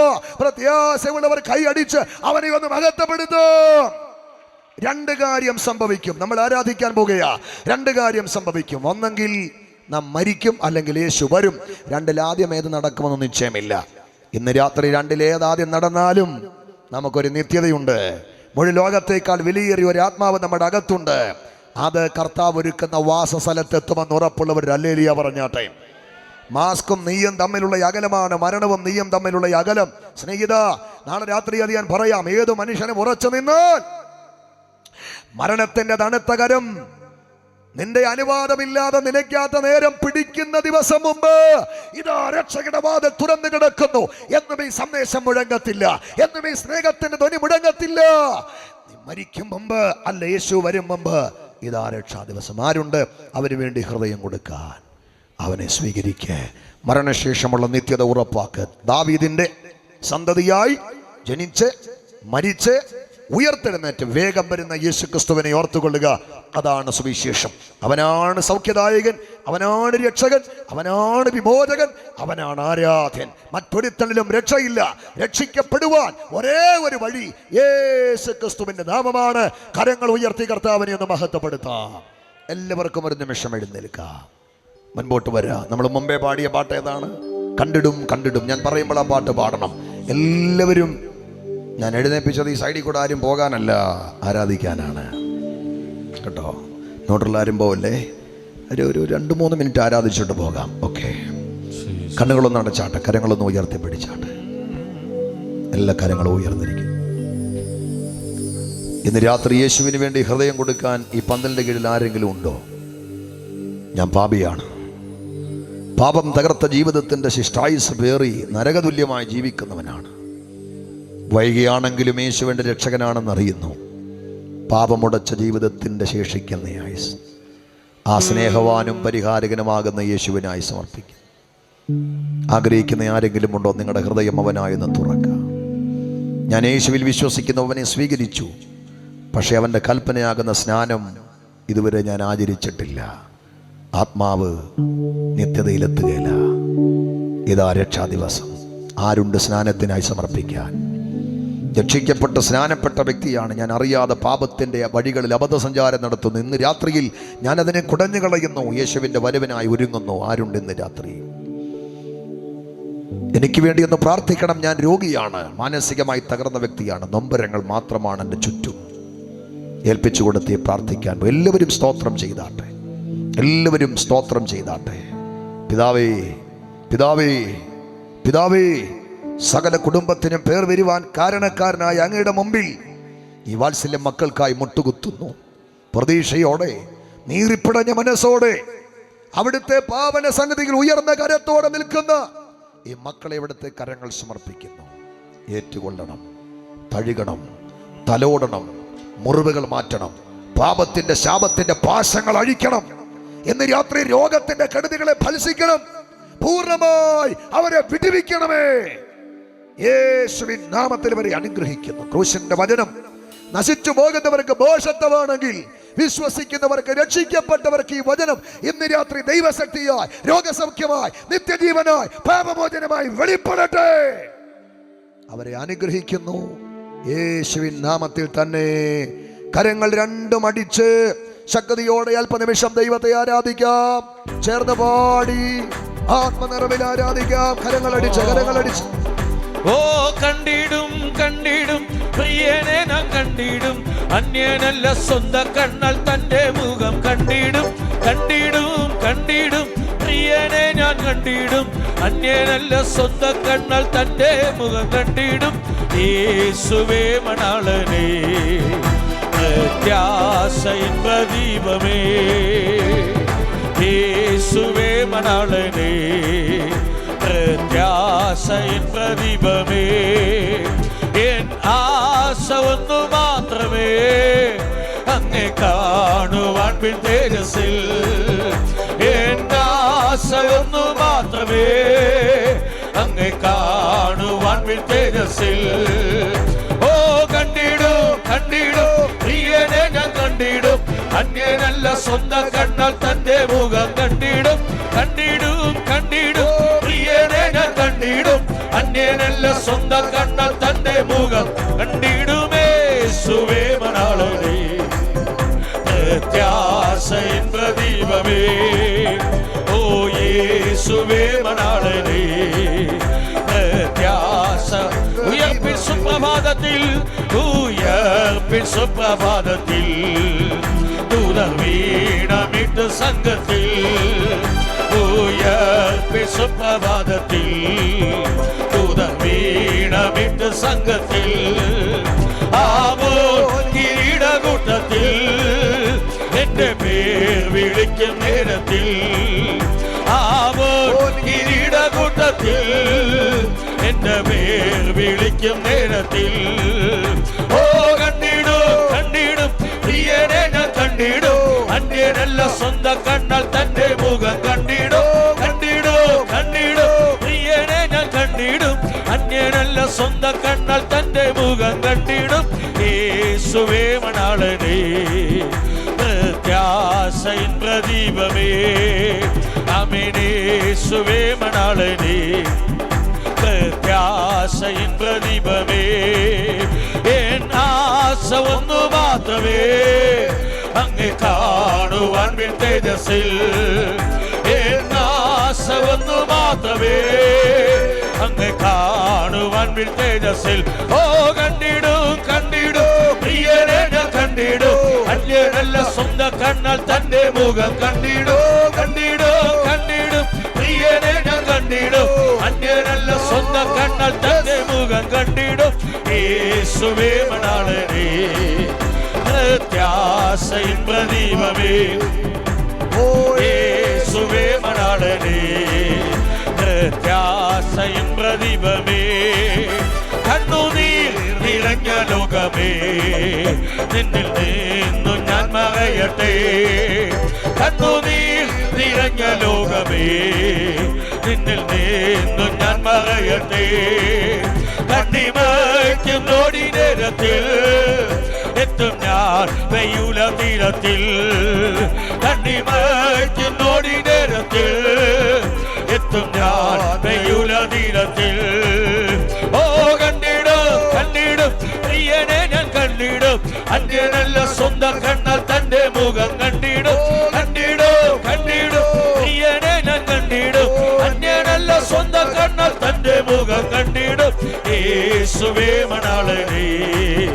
പ്രത്യാശയും പ്രദീപമേ ആമേൻ യേശുവേ മണാളനേ പ്രത്യാശയും പ്രദീപമേ എൻ ഓട്ടവും അധ്വാനവും ഞാൻ കാത്തതാ വിശ്വാസവും എൻ ഓട്ടവും അധ്വാനവും ഞാൻ കാത്തതാ വിശ്വാസവും വൃതവല്ല അതു നിശ്ചയോ വേഗം കാണുമെൻ മണാളനേ വൃതവല്ല അതു നിശ്ചയോ വേഗം കാണുമെൻ മണാളനേ ഓ കണ്ടിടും കണ്ടിടും പ്രിയനെ ഞാൻ കണ്ടിടും അന്യനല്ല സ്വന്തം കണ്ണാൽ തന്റെ മുഖം ഓ കണ്ടിടും കണ്ടിടും പ്രിയനെ ഞാൻ കണ്ടിടും അന്യനല്ല സ്വന്തം കണ്ണാൽ തന്റെ മുഖം കണ്ടിടും കണ്ടിടും കണ്ടിടും പ്രിയനെ ഞാൻ കണ്ടിടും അന്യനല്ല സ്വന്തം കണ്ണാൽ തന്റെ മുഖം കണ്ടിടും